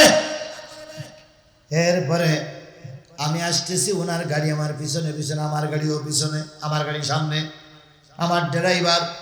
আর আমি চিন্তা করেছিলাম আজকে মারাই যাব, কারণ ওর সঙ্গে একটা পুলিশের গাড়ি আছে আর ওনার দল বল আছে। উনি আসতেছে, আমিও আসতেছি, হঠাৎ করে একটা ব্যাকুল বাঘ। ড্রাইভার বললে, স্যার কি করবো? আমি বলাই, বাঘের ডাই নিয়ে দাঁড়িয়ে সোজা চালা। সোজা কিছু দূর ভিতরে যেয়ে একটা ছোট ব্রিজ, ব্রিজের ওখানে যেয়ে সব লাইট অফ। উনি মনে করলেন বাঘ ঘুরে সোজা রাস্তায় হুজুর চলে যাচ্ছে, পুলিশও সাইলেন্ট দিদি দিদি চলে যাচ্ছে। আমাকে নামাই দিল। নামাই দেওয়ার পর আমি একটা বাড়ির আশ্রয় দিয়ে একটা ছোট্ট জায়গায় আশ্রয় নিলাম। ওনারা আবার ঘুরে এসে এই গাড়িটারে পেয়েছে। গাড়ি পেয়ে বলতেছে গাড়ি কোথার? তখন ওই ছেলেটা বলতেছে এখানে একজন ভাড়ায় আসছে, তাই নিয়ে আসছি। কয় এই গাড়িতে কি হুজুর ছিল? কয় না, আমি হুজুরের চিনিই না। আমার বিশ্বাস ওই দিন যদি এই জান্নাতি মানুষটা, ওই দিন যদি আল্লাহর ওলি আমারে খুঁজে পেত, হয়তো সবাই করে আমার নদীতে দিত। সেদিন কে বাঁচিয়েছিল? কিসের জন্য? আমি শুধু এতটুকু বিশ্বাস করি, আল্লাহ যত বড় বিপদ থেকে তুমি আমারে বাঁচিয়েছো, সবটা ছিল তোমার কোরআনের জন্য। আপনারা ওয়াজে দেখেছেন পাবনার এক মাহফিলে 3টে গুলি হয়েছে। না দেখলে আজকে যে বাড়িতে সার্চ করবেন, এরকম 8-10 জনের দূরে একটা ছেলে প্যান্ট শার্ট পরা, তার পাশে আরো 2 জন আছে। 3 জন বেশ মাহফিলে শুরুর থেকেই বসে আছে। আমি ওদের চাল চলন দেখে একটু ভয় পাচ্ছি, তারপরে কিছু বলতে পারছি না। ওয়াজ অর্ধেকটা হয়ে গেছে, হঠাৎ করে ওখান থেকেই পিস্তল বের করে গুলি। আমার যখন ডাইন পাশে কানের পাশ থেকে গুলি চলে যায়, আমি যদি মাথাটা একটু না ঘোরাতাম, ডাইরেক্ট ডাইন চোখ বেডে গুলিটা বেরিয়ে যেত। আবার বাম পাশের থেকে গুলি করলো, আমি আবার এই দিক ফেললাম, গুলিটা ওই পাশে বেরিয়ে গেল। এবার ডাইরেক্ট আমাকে শুট করলো। আমি মাথাটা নিচু করে টেবিলের পরে লাগালাম। 3টা গুলি যখন হলো, 3টা গুলি যখন হলো, জনগণ তার মধ্যে ঠিক পেয়েছে। জনগণ ওদের পরে আক্রমণ করলো, ওরা দৌড়িয়ে পালায়ে চলে গেল। আবার সেই মাহফিল শেষ পর্যন্ত হয়েছে। তাহলে এই যে গুলির থেকে বাঁচালেন কে? ওই যে নেতার আক্রমণ থেকে বাঁচালেন কে? তাহলে সেই আল্লাহ হাফেজ বারাকাতের জন্য সাগরের বুকে রহমত করতে পারে না, পারে না। কারণ দুনিয়ায় যত বড় বিপদ হোক, আল্লাহ তার কোরআনকে টিকাইয়ে রাখবে। হাফেজ বারাকাত বলেন, আমি এবার সারা রাত আর ভারত সাগরে থাকলাম। পরের দিন সারাদিন কাঠের পরে ঘুরতে লাগলাম। পরের দিন রাত চলে গেল। ভোর যখন হলো, তখন আমি খেয়াল করলাম একটা দেশ দেখা যায়, কিছু মাটি দেখা যায়, কিছু দ্বীপ দেখা যায়। আমি ওই দ্বীপের কিনারায় যে কাঠের থেকে নেমে দ্বীপের পরে শুয়ে পড়লাম। আমার পরনে তখন কাপড় ছিল না, সব ওই সাগরে চলে গেছে। আমি সম্পূর্ণ উলাঙ্গ। হাফেজ বারাকাত বলেন, পরনে আমার কাপড় নাই, 3 দিন কোনো খাবার নাই, কোরআন শরীফ আমার কাছে নাই, কিচ্ছু নাই। আমি একা একা দ্বীপের পরে শুয়ে পড়লাম। ওই দ্বীপটার ভিতরে ছিল একজন মহিলা। ওই মহিলা প্রতিদিন কাঠ কাটতে যায় দ্বীপের পাড় দিয়ে। হঠাৎ করে তাকাই দেখে সূর্যর কিনারা রাখো, সূর্যর আলো পড়েছে, আর একটা ফুটফুটে চাঁদের মতন সন্তান দ্বীপের পরে শুয়ে আছে। মহিলাটা তার দুপুরের খাওয়া, কাঠ কাটা যন্ত্র, কাঠ বেঁধে নেওয়া দড়ি এক পাশে রেখে আস্তে আস্তে করে নদীর চরে যেয়ে, নদীর কিনারায় যেয়ে বাচ্চাটারে উঁচু করে দেখে আল্লাহর বান্দা এখনো বেঁচে আছে। ওই মহিলা বাচ্চাটারে বুকের ভিতরে জড়াই ধরে বলতেছে, ও আর ভগবানের সৃষ্টি জীব মানুষ, তোমার চেহারা দেখে মনে হয় তুমি কোনো ভদ্র ঘরের লোক, তোমার চেহারাটা বড় সুন্দর। আপনারা যারা হজে গেছেন, যেয়ে দেখেছেন, যারা হজ করতে আসে, মিশরের মানুষ আর ফিলিস্তিনের মানুষের চেহারাগুলো দেখতে খুবই সুন্দর। ভাই, যে কোনো গেছে মাইকের আওয়াজ শুনতে পাইনি, এখন তো আপনার আওয়াজ শুনতে পাচ্ছেন। তাহলে 3-4 লোক উঠে চলে যাচ্ছে কেন? এরা কি কোরআনের শত্রু? আগে যেগুলো গেছে দাবি করিনি, কারণ আগে মাইকের আওয়াজ শোনা যাচ্ছিল না, এই জন্য ওনারা চলে গেছে। তবে মাইকের আওয়াজ যদি এখন শোনা যায়, ফিরে আসলে কোরআন খুশি হবে, ফিরে আসলে আল্লাহ খুশি হবে, ফিরে আসলে মাদ্রাসা খুশি হবে, ফিরে আসলে রাসূল খুশি হবে। আর যদি ফিরে না আসো, তাহলে শয়তান জিতে গেল। যে লোকগুলো চলে গেছে, ওই লোকগুলো যাওয়ার থেকে শয়তান খুশি হয়েছে না? শয়তান এখন আনন্দ করতেছে আর বলতেছে কিছুটা হলে তো কিছু লোক বের করে দিছি, তাহলে শয়তানের খুশি করে যাব না আল্লাহর খুশি করে যাব? জোরে বলেন কারে খুশি করে যাব? আমি হেফজখানার জন্য কথা বলছি, হেফজখানার জন্য কৌশলে কিছু টাকা আদায় করেছি, সবটা তো হেফজখানা।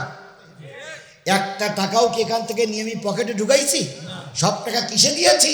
হেফজখানায় দিয়েছি। তাহলে যা করেছি এই কোরআনের জন্য করেছি। আপনারা যারা বসে আছেন কোরআনের জন্য, এর ওসিলায় করে আল্লাহ আপনাদের মাফ করে দেবে। বন্ধুগণ, এগুলো সব রেখে দেন, পরে পড়ি দোয়া করবেন ইনশাআল্লাহ। এখন যদি আরো পড়তে যাই তাহলে ওয়াজই হবে না, রেখে দেন।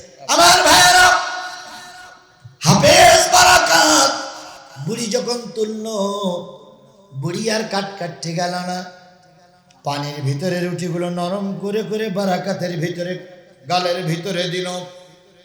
বারাকাত রুটিটা খেয়ে একটু সুস্থ হয়েছে। 8 বছরের 9 বছর 8 বছরের ছেলে, মাঝখানের একটু বয়স বেশি হয়ে গেছে, ধরে নিলাম 9 বছর। 9 বছরের একটা ছেলে ন্যাংটা, মা এটা সহ্য করতে পারে না, তাই মা কোমরের ওড়নাটা খুলে ওই বাচ্চার কোমরে পরানো। কিছুক্ষণ পর রুটি আর পানি খেয়ে ওই বাচ্চা আকাশের দিকে তাকায়ে বলতেছে, আল্লাহ ইয়া উম্মু ইয়া উম্মু ইয়া উম্মু। ওই নারীটা বুঝলো এটা মুসলমান। আর ইয়া উম্মু মানে কি? হে আমার মা, হে আমার মা, হে আমার মা, আমি মহাবিপদে পড়েছি। ওই নারী বাচ্চারা নিয়ে বাড়ি গেল। বাড়ি যাওয়ার পরে ওই ঘরের ভিতরে 9 বছর ওই নারীর একটা মেয়ে ছিল। ওই মেয়ে আর মা হলো ওই ঘরে বসবাস করে। বাইরের থেকে হিন্দি ভাষায় ডেকে বলতেছে, ও আমার মা, ও আমার মেয়ে, বেরিয়ে আয়, ভগবান রহমত করে তোর একটা ভাই তো আমাদের জন্য বাজেট করে দিয়েছে। তোর একটা দাদা আমি নদীর চরে কুড়িয়ে পেয়েছি। বোনটা চলে আসলো, ভাইটার হাত ধরলো, ধরাধরি করে সবাই বাড়ি চলে গেল, ঘরের ভিতরে চলে গেল। বলুন তো হাফেজ সাহেব কি নামাজ কাজা করতে পারে? হাফেজ সাহেব নাই ঠিকই, হাফেজ সাহেবের কোরআন নাই, কিন্তু হাফেজ সাহেবের দিলের ভিতরে আছে কয় পারা কোরআন। হাফেজ সাহেব চিন্তা করলো, আমি 7 সমুদ্রের 13 নদী পার হয়ে ভারতে এসেছি কিসের দাওয়াত দেওয়ার জন্য। আমার টার্গেট মিস করলে চলবে না, যেভাবেই হোক এই ভারতের মাটিতে কোরআনের দাওয়াত পৌঁছানো লাগবে। নিয়ত করলে বরকত দেয় কে? অনেক হাজী সাহেবদের টাকা নেই কিন্তু হজ কবুল হয়েছে, আবার অনেকের টাকা আছে যেতে পারেনি। এরকম লোক আছে না, কোটি কোটি টাকার মালিক, হজ করতে পারিনি, কবরে যেতে হয়েছে। আবার অনেকের কিচ্ছু নাই, আল্লাহর ঘর জিয়ারত করার সুযোগ পেয়েছে। এই জন্য নিয়ত করলে বরকত দেয় কে? আরো জোরে বলেন, বরকত দেয় কে? হাফেজ সাহেবের টার্গেট আমি আল্লাহর কোরআনের দাওয়াত ভারতের মাটিতে পৌঁছাবই ইনশাআল্লাহ। আল্লাহ রাব্বুল আলামিন বরকত কিভাবে দেয়? হাফেজ সাহেব চিন্তা করে, আমি যদি পরিচয় দিই আমি মুসলিম, এর সরকার, এই দেশের সরকার আর এরা আমাকে মেরে দেবে। এই জন্য হাফেজ সাহেব পরিচয় দেয় না। তবে নামাজ কালাম হাফেজ সাহেব ভুলে যায় না। সারাদিন ওই মহিলা ওই মেয়ের সঙ্গে ঘোরাফেরা করে। মা বাজারে, মা জঙ্গলে কাঠ কাটে, বাজারে বিক্রি করে, রান্না বাড়া হয়। হাফেজ সাহেব মেয়েটা, মেয়ের মা খেয়ে 3 জন 2 ঘরে শোয়। মেয়ে আর মেয়ের মা এক ঘরে, বারাকাত আর এক ঘরে। বারাকাতের জীবনী পড়ে পাওয়া গেল সারা দিনের নামাজগুলো বারাকাত রাতে আদায় করে, আর মার মেয়ে যখন ঘুমায় পড়ে বারাকাত তখন আল্লাহর কোরআন তেলাওয়াত করতে শুরু করে। আউযু বিল্লাহি মিনাশ শাইতানির রাজিম। বিসমিল্লাহির রহমানির রহিম। ইয়াসিন ওয়াল কুরআনিল হাকীম ইন্নাকা লামিনাল মুরসালিন আলা সিরাতিন মুস্তাকিম তানজিলাল আজিজির রহিম লিতুনজিরা কওমান মা উনজিরা আবাহুম ফাহুম গাফিলুন। জেনে নিও মুসলমান, রাত অনেক হয়ে গেছে, 3টার সময় হেফজ মাদ্রাসার পাশে এসে একটু দাঁড়াও। দেখো আল্লাহর কোরআনের হাফেজরা কি সুন্দর সুললিত কণ্ঠে আল্লাহর কোরআন তেলাওয়াত করতেছে। একটা বাচ্চাও চুপ করে থাকে না, সবাই দোল দেয়, সবাই দোল দেয়, সবাই দোল দেয়। দোলের তালে তালে আল্লাহর কোরআন তেলাওয়াত হয়।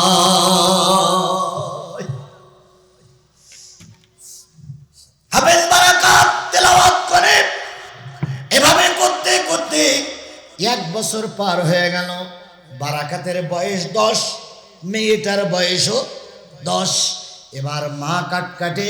বারাকাত একদিন বলল, মা আমি না তোমার সন্তান, আমি আমার মা বিদায় দিয়ে তোমাকে মা পেয়েছি, আমার দেশ পরিত্যাগ করে নতুন একটা দেশ পেয়েছি, আমার ভাইদের পরিত্যাগ করে একটা বোন পেয়েছি।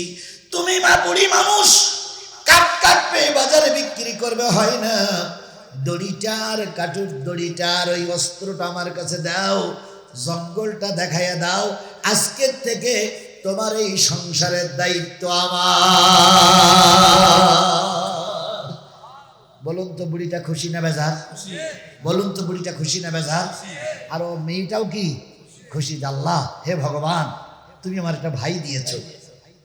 আর বুড়ি বলে, হে ভগবান, আমার পেটে সন্তান হয়নি, কিন্তু তুই আসমান থেকে একটা সন্তান দিয়েছ। ভারত তুমি বুঝলে না, মুসলমানদের বিপক্ষে চলে গেলে ভারতের যত ঐতিহ্য সব মুসলমানদের হাতে গড়া। বাবরি মসজিদ মুসলমানদের গড়া, তারপরে আগ্রার তাজমহল কাদের গড়া? দিল্লির গেট মুসলমানদের, তাজমহল মুসলমানদের, আজমির শরীফ মুসলমানদের। সব যদি ভেঙে দাও, সব যদি গুড়িয়ে দাও, তাহলে কি শিবির লিঙ্গ দেখতে যাবে মানুষ? ধ্বংস হয়ে যাবে ভারত। কথা বলেন ঠিক না বেঠিক? আর আজ হোক কাল হোক প্রস্তুতি নিয়ে আল্লাহ রসুল বলেছেন ভারতের সঙ্গে মুসলমানদের একটা যুদ্ধ হবে। সেই যুদ্ধে অনেক মুসলমান শহীদ হবে, সর্বশেষ ওই যুদ্ধে মুসলমানরা বিজয় অর্জন করবে, আর ভারত ভেঙে খান খান হবে। রসুলের সব ভবিষ্যৎবাণী যদি সত্য হয়ে থাকে, কোরআন শরীফ মাথায় করে নিয়ে বলতেছি এটাও সত্য, এটাও সত্য যে একদিন ভারত ভাগ হবে, সেদিন ওই ভারতে মুসলমানদের পতাকা উড়বে। আল্লাহ যেন সেইটা দেখার তৌফিক আমাদের দান করেন, সকলে মিলে বলুন আমিন। এই হিন্দুদের দেশ, এই শুকর খাওয়া দেশে বারাকাত আসলেন দাওয়াতি কাজ করার জন্য। এবার কাট কাটে দেখতে দেখতে 6 মাসের ভিতরে এখন আর খাদ্যের অভাব নাই, বাড়িতে চাউলের অভাব নাই, মাছ গোশের অভাব নাই। বুড়িও খুশি, মেয়েটাও খুশি, বারাকাতও খুশি। 1 বছর চলে গেছে। বারাকাতের বয়স এখন কত? 11। মেয়েটার বয়স এখন কত? 11। এভাবে করতে করতে আরো 1 বছর চলে গেল। এই 12 বছরের মেয়ে, 12 বছরের বারাকাত, আর এই 50-60 বছরের বুড়ি সুখের সংসার। এর চাইতে সুখ আর কখনো হতে পারে না। হঠাৎ করে হাফেজ বারাকাত সকালবেলা চলে গেছে কাঠ কাটার জন্য। কাঠ কেটে বাজারে বিক্রি করে চাউল গোশত মাছ নিয়ে যখন বাড়ির গেটের ভিতরে ঢোকে, গেটের পাশে এসে শুনতেছে মেয়ের মা কাঁদতেছে, ভগবান সুখ বুঝি আমাদের কপালে সইল না। আল্লাহ, তুমি সুখের মুখ দেখাইতে কেড়ে নিলে, সুখটা তুমি আমাদের দিলে না। বারাকাত একটু শব্দ করলেন, মেয়ের মা আলাদা হয়ে গেল। বারাকাত ঘরের ভিতরে যেয়ে দেখে মেয়ের চোখে পানি, মার চোখে পানি। বারাকাত হিন্দি ভাষা ততক্ষণে শিখে গেছে। বারাকাত ডাক দিয়ে বলে, মা আমি তোমাদের সংসারের হাল ধরেছি, এখন সংসারে সুখ এসেছে, এতে কি তোমরা সন্তুষ্ট না? মা বলতেছে, বাজানোর কথা বলিস না, ভগবান আমাদের পর অসন্তুষ্ট হবে। মেয়েটা বলে, দাদা এরকম কথা বলবেন না, ভগবান অসন্তুষ্ট হয়ে যাবে। তাহলে কান্দো কেন? মেয়ে চোখের পানি মুছলো, মা চোখের পানি মুছে বলতেছে, বাজান রে, এত বড় বিপদ আমাদের সামনে এসেছে, যেই বিপদের মোকাবেলা করার মতন কেউ না। বারাকাত বললেন, মা কি বিপদ? কই তোর শুনে লাভ নেই, কারণ তুই আমি ক্ষুদ্র মানুষ, তোর শুনে কোনো উপকার হবে না। বারাকাত বলতে মা একটু বলো না। কয় রাষ্ট্রের একটা হুকুম জারি হয়েছে। কি হুকুম? মা বলতেছে বাজান রে, আমরা যে দেশে যে রাজ্যে বসবাস করি এই রাজ্যের একটা নিয়ম আছে। কয় কি নিয়ম? কয় প্রতি অমাবস্যার রাত্রিতে একটা যুবতী মেয়ে, তোরে যেখানে কুড়ি পেড়ে পেয়েছিলাম ওই জায়গায় একটা ঘর করা আছে, ওই ঘরের ভিতরে প্রতি অমাবস্যার রাত্রিতে একটা মেয়ে দিয়ে আসতে হয়, বধূ বরণ করে নিয়ে যেতে হয়। কানে দুল, নাকে ভুল, হাতে চুড়ি, গলায় সেন, নতুন পোশাক, নতুন কি বলে সুগন্ধি পরিয়ে, নতুন পোশাক পরিয়ে সম্পূর্ণ নববধূ বানিয়ে ওই ঘরের ভিতরে রেখে আসতে হয়। রাতের বেলায় কে বা কারা ওই ঘরের ভিতরে এসে ওই মহিলাটারে ব্যবহার করে, তারা নাকি জেন প্রকৃতির মানুষ, তারা নাকি জেন। এরা ওই মহিলাটার ব্যবহার করার পর 1 মাস আর দেশের কোনো অত্যাচার হয় না। পরবর্তী মাসে আর একটা যুবতী মেয়ে দিয়ে আসতে হয়। প্রতি বছরে 12টা মেয়ে ওই ঘরের ভিতরে দিয়ে আসতে হয়। রাতের অন্ধকারে ওরা যে সংখ্যায় কতজন আসে কেউ বলতে পারবে না। ওরা প্রথম নারীটারে ব্যবহার করে, নারী ওদের ব্যবহার সহ্য করতে না পেরে মারা যায়। মারা যাওয়ার পরে ওই দুষ্টু জেনেরা ওই নারীর বিভিন্ন জায়গার গোশতগুলো কামড়িয়ে কামড়িয়ে খেয়ে ফেলে। ওই নারীর চোখ তুলে নেয়, ওই নারীর কান কেটে খেয়ে ফেলে, ওই নারীর নাক কেটে খেয়ে ফেলে, ওই নারীর জিহ্বা কেটে নেয়, ওই নারীর লজ্জাস্থান ক্ষতবিক্ষত হয়ে যায়, ওই নারীর শরীরে কোনো গোশত থাকে না, কিছু হাড়কঙ্কাল থাকে। ওই হাড়কঙ্কালগুলো পরের দিন সরকার বাহাদুর নিয়ে আসে, আর সরকার বাহাদুর এনে ওই ওদের যে পোড়ানোর জায়গা আছে ওইখানে যেয়ে শ্মশানে যেয়ে শেষ পর্যন্ত পোড়াইয়ে ছাই করে দেয়। এটা নাকি দেশের একটা কালচার। একটু আগে তুই আসার আগে সরকার বাহাদুরের পুলিশ, র্যাব, সেনাবাহিনী আমার বাড়ি এসেছিল, এসে বলে গেল আগামীকাল রাত্রিতে তোমার এই মেয়েটা ওই ঘরে রেখে আসতে হবে। দেখেছ তো, সুখ আসার পরে কি আসে? দুঃখ। দেশ স্বাধীন হয়েছে বলে, আমরা স্বাধীন করেছি বলে আনন্দ করার কোনো সুযোগ নাই, আবারও বিপদ আসতে পারে। একজন বড় মনীষী বলেছিলেন, স্বাধীনতা অর্জন করা সহজ, টিকাই রাখা বড় কঠিন। এখন আমাদের দেশের স্বাধীনতার টিকাই রাখা বড় কঠিন হয়ে দাঁড়াইছে। কথা বলেন ঠিক না বেঠিক? এমনি তো ডক্টর মোহাম্মদ ইউনূস একজন অরাজনৈতিক ব্যক্তিত্ব, এ তো রাজনীতি বোঝেই না। তারপরে তারা আশেপাশে যে আমলারা আছে প্রায় সব ভারতের দালাল, ইসকনের সদস্য। মনীষা একজন ইসকনের মহিলা কর্মী গতকালকে ধরা পড়িয়ে অজ্ঞাত কারণে আজকে সে জামিনে মুক্তি পেয়েছে। এইরকম যদি চলতে থাকে দেশে আর একটা ভয়াবহ অবস্থা আমাদের সামনে আসতেছে। মোকাবেলা করার জন্য সবাইকে প্রস্তুত থাকতে হবে। এই জন্য স্বাধীনতা অর্জন করা সহজ, টিকাই রাখা। নারী কান্দে ভগবান, কেন বা তুমি সুখ দিলে? ছেলেটা যখন এই কথা শুনলো তখন বলল, মা চোখের পানি মুছে ভালো, এই বোন চোখের পানি মোছ। মা তখন যে পায়ে জড়াই ধরে বলতেছে, বাজান তুই নাই একা, ওই সেনাবাহিনীর সঙ্গে মোকাবেলা করে তুই পারবি না, র্যাবের সঙ্গে মোকাবেলা করে তুই পারবি না, যায় যাক মেয়ে যাক, তুই আর আমি তো ভালো থাকি। তো ছেলে বলতেছে, না মা আমার ভিতরে একটা মন্ত্র আছে, এই 3 বছরের ভিতরে বারাকাত কিন্তু এটা স্বীকার করি নাই, এবার সুযোগ এসেছে। মা আমার ভিতরে একটা মন্ত্র আছে, সেই মন্ত্র যদি আমি তেলাওয়াত করতে পারি, কোন তার 14 গোষ্ঠীর ক্ষমতা নাই আমাদের উপর আক্রমণ করে। সেই মন্ত্রটার নাম কি? অমুসলমান, সেই মন্ত্রটার নাম কি? সেই মন্ত্র আজকে 2 জন হাফেজ সাহেবরা মুখস্থ করে এখান থেকে বেরিয়ে গেল। একটু সুবহানাল্লাহ বলবেন না? সুবহানাল্লাহ বলবেন না? সেই মন্ত্র আমার সামনে, সুবহানাল্লাহ সুবহানাল্লাহ সুবহানাল্লাহ। হাফেজ বারাকাত বলেন না, চোখের পানি মুছে গেল। মা ডাক দিয়ে বলে, বাবা ওরা সব জানেন, বিরাট সরকার ওরা, তুমি পারবা না। বারাকাত বললেন, আমি একটু চেষ্টা করে দেখি।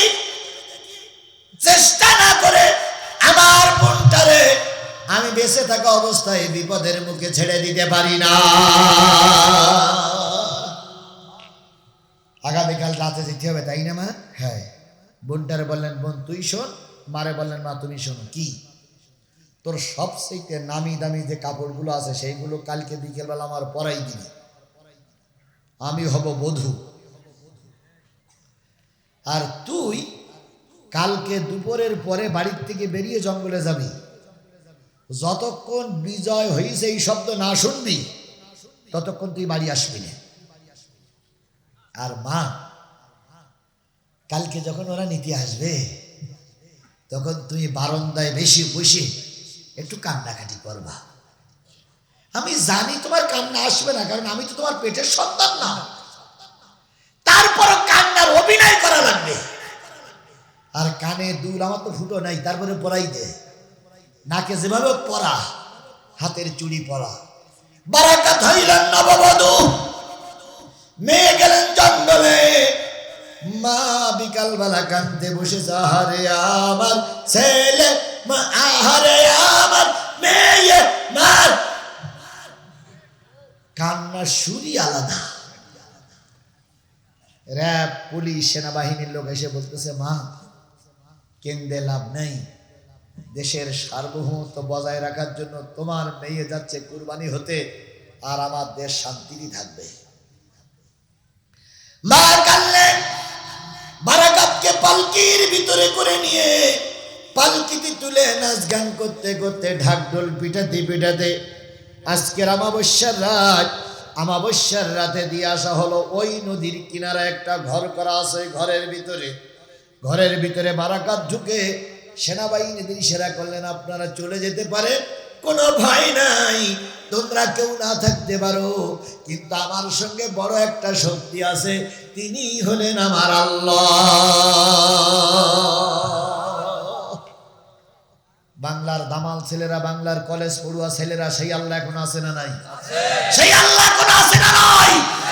তোমাদের কোনো ক্ষমতা ছিল না এই ব্যক্তির বাচ্চা দেওয়ানের, যদি আল্লাহ রহমত না করত। যে আল্লাহ রহমত করে এই জালেমদের হাত থেকে দেশটারে হেফাজত করেছে, সেই আল্লাহ আজও আছে না নাই? আর একবার যদি ময়দানে নামতে হয়, প্রস্তুত থাকো। তবুও ভারতের কাছে আমাদের দেশের আমাদের দেশের এই অবস্থা বিক্রি করে দেওয়া হবে না। কথা বলেন ঠিক না বেটি? ভারতকে এক ইঞ্চি জায়গা আমরা ছেড়ে দেব না।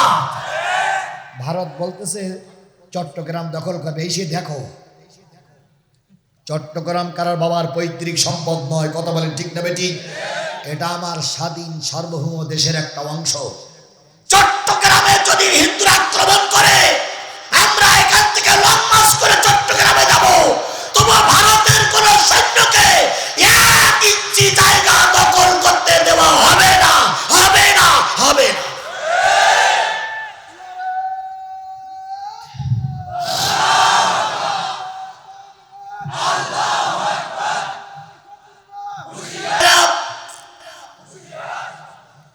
আমি চেয়েছিলাম 12টায় শেষ করব, 12টায় 20 হয়েছে। আমার এটা শেষ করতে আর 10টা মিনিট দেবেন আপনারা? সবাই দেবেন তো? কেউ আবার রাস্তায় ইট পেট কেন দাঁড়াই নাই তো যে মেরেই মারবো দোষ? আল্লাহ আমাদের 10টা মিনিট কবুল করুক।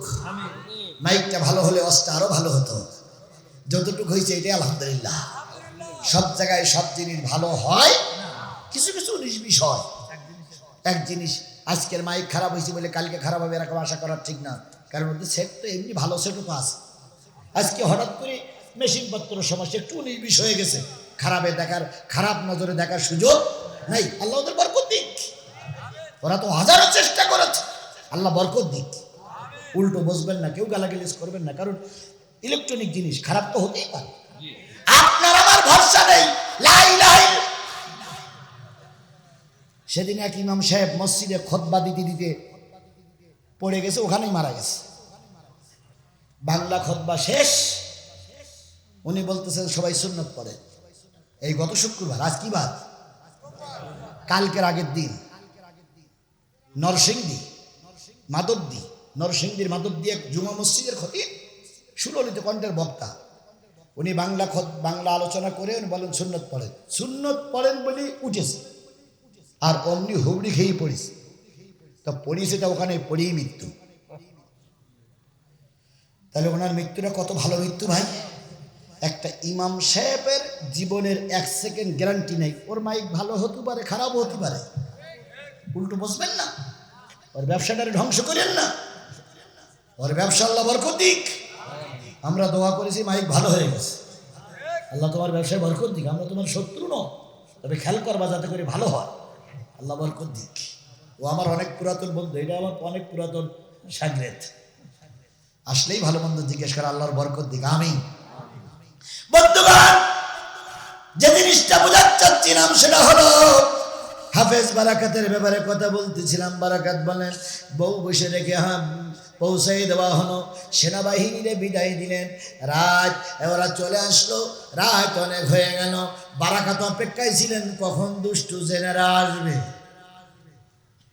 রাত গভীর হয়ে গেছে, অবশ্যই অন্ধকার। হঠাৎ করে দেখা গেল সাগরের বুকে একটা প্রজ্বলিত আগুন জ্বলতেছে। বারাকাত চিন্তা করলেন এই বুঝি জেনে এসে গেল। বারাকাত শুরু করলেন ইয়াসিন ওয়াল কুরআনিল হাকিম ইন্নাকা লামিনাল মুরসালিন।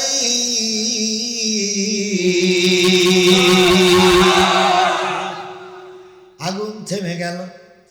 খানিকক্ষণ পরে আবার দেখা গেল ঘরের চারিপাশে আগুন জ্বলতেছে। তার মানে জেন এখন ঘরের চারিপাশে। হাফেজ বারাকাত সূরা জেন তেলাওয়াত করতে শুরু করেন, আলহামদুলিল্লাহ। জেনেরা ঢুকতে না পেরে জেন চলে গেল। কখন জানি ফজরের আজান হয়ে গেল। হাফেজ বারাকাত তখন কোরআন শরীফের বুরুজ পড়তেছিলেন। والسماء ذات البروج واليوم الموعود।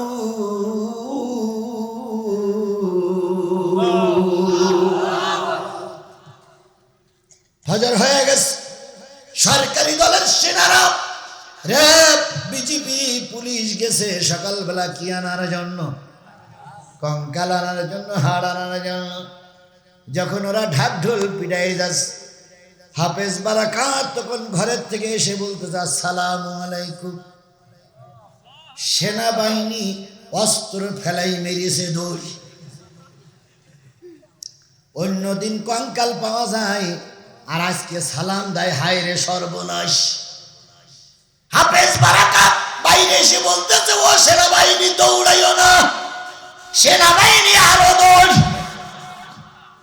অন্যদিন জেনেরা রাতে কারবার করে, আর এখন দেখি জেন দিনে কারবার করতেছে।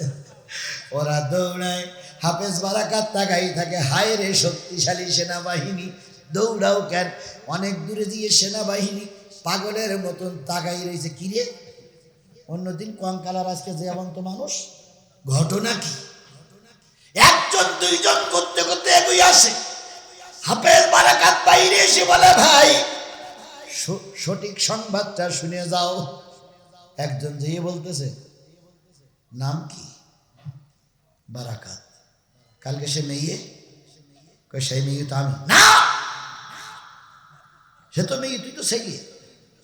হাফেজ বারাকাত শাড়ি কাপড়টা মাথায় দিল, কোমরে গুজে বলতেছে দেখেন তো কালকের মেয়ে কি আমি? হ্যাঁ তা তো, কিন্তু রাতে ওরা আসেনি। এসেছিলাম। কিভাবে বাঁচলে? কয়েকটা মন্ত্র আমার কাছে আছে, ওই মন্ত্র যেখানে তেলাওয়াত হয় সেখানে জেন কেন, জেনের 14 গোষ্ঠী আসতে পারে না।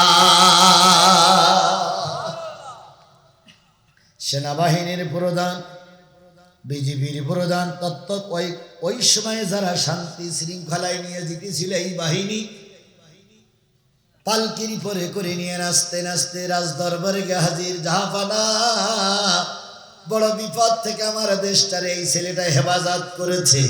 সুবহানাল্লাহ বলেন। সরকার বাহাদুর বলল, ওরে যুবক, আমি আমার ক্ষমতার বলে, আমি আমার অস্ত্রের বলে, আমি আমার লোকজনের বলে, ভারত এত বড় একটা অংশ, আমি আমার ক্ষমতার বলে কোনো নারীর সতীত্ব রক্ষা করতে পারিনি। তুই কোন মন্ত্র বলে এই নারীর সতীত্ব রক্ষা করেছিস, সেই মন্ত্রটা আমাকে একটু পড়িয়ে শোনা, যাতে করে দেশের মানুষকে আমি অন্তত অন্তত নিরাপত্তা দিতে পারি। হাফেজ বারাকাত বললেন রাষ্ট্রপতি, হাফেজ বারাকাত বললেন রাষ্ট্রনায়ক, ও আল্লাহর গোলাম, আমার ভিতরে আছে কোরআন, এই কোরআন পড়লে জেনার ক্ষতি করতে পারবে না, আর আমি যদি বেঁচে থাকি কোনো জেনের হাতে আর নারীদের তুলে দেওয়া হবে না। যদি বড় বিপদ এসে যায় এই কোরআন দিয়ে তার মোকাবেলা করা হবে। রাষ্ট্রপতি বলতেছে, বাজান রে, তুই আমার বুকে আয়, অস্ত্র দিয়ে মোকাবেলা করতে পারিনি, বোম ফুটেই মোকাবেলা করতে পারিনি, তারপরে লোকজন দিয়ে সেনাবাহিনী দিয়ে মোকাবেলা করতে পারিনি, তুই যে মোকাবেলা করেছিস এই জন্য তুই আমার হৃদয়ের স্পন্দন আমার বুকের ভিতরে জড়িয়ে আয়। আর তুই যে মন্ত্র পড়ে এই জেন্দার হাত থেকে আমার যুবতী মেয়েদের হেফাজত করেছিস, সেই মন্ত্রটা একটু আমার একটু পড়িয়ে শোনা। এবার হাফেজ বারাকাত বললেন, আল্লাহ এই তো সুযোগ। হাফেজ বারাকাত বললেন, ও রাষ্ট্রপতি, এই মন্ত্র পড়তে গেলে কলেমাওয়ালা হওয়া লাগবে।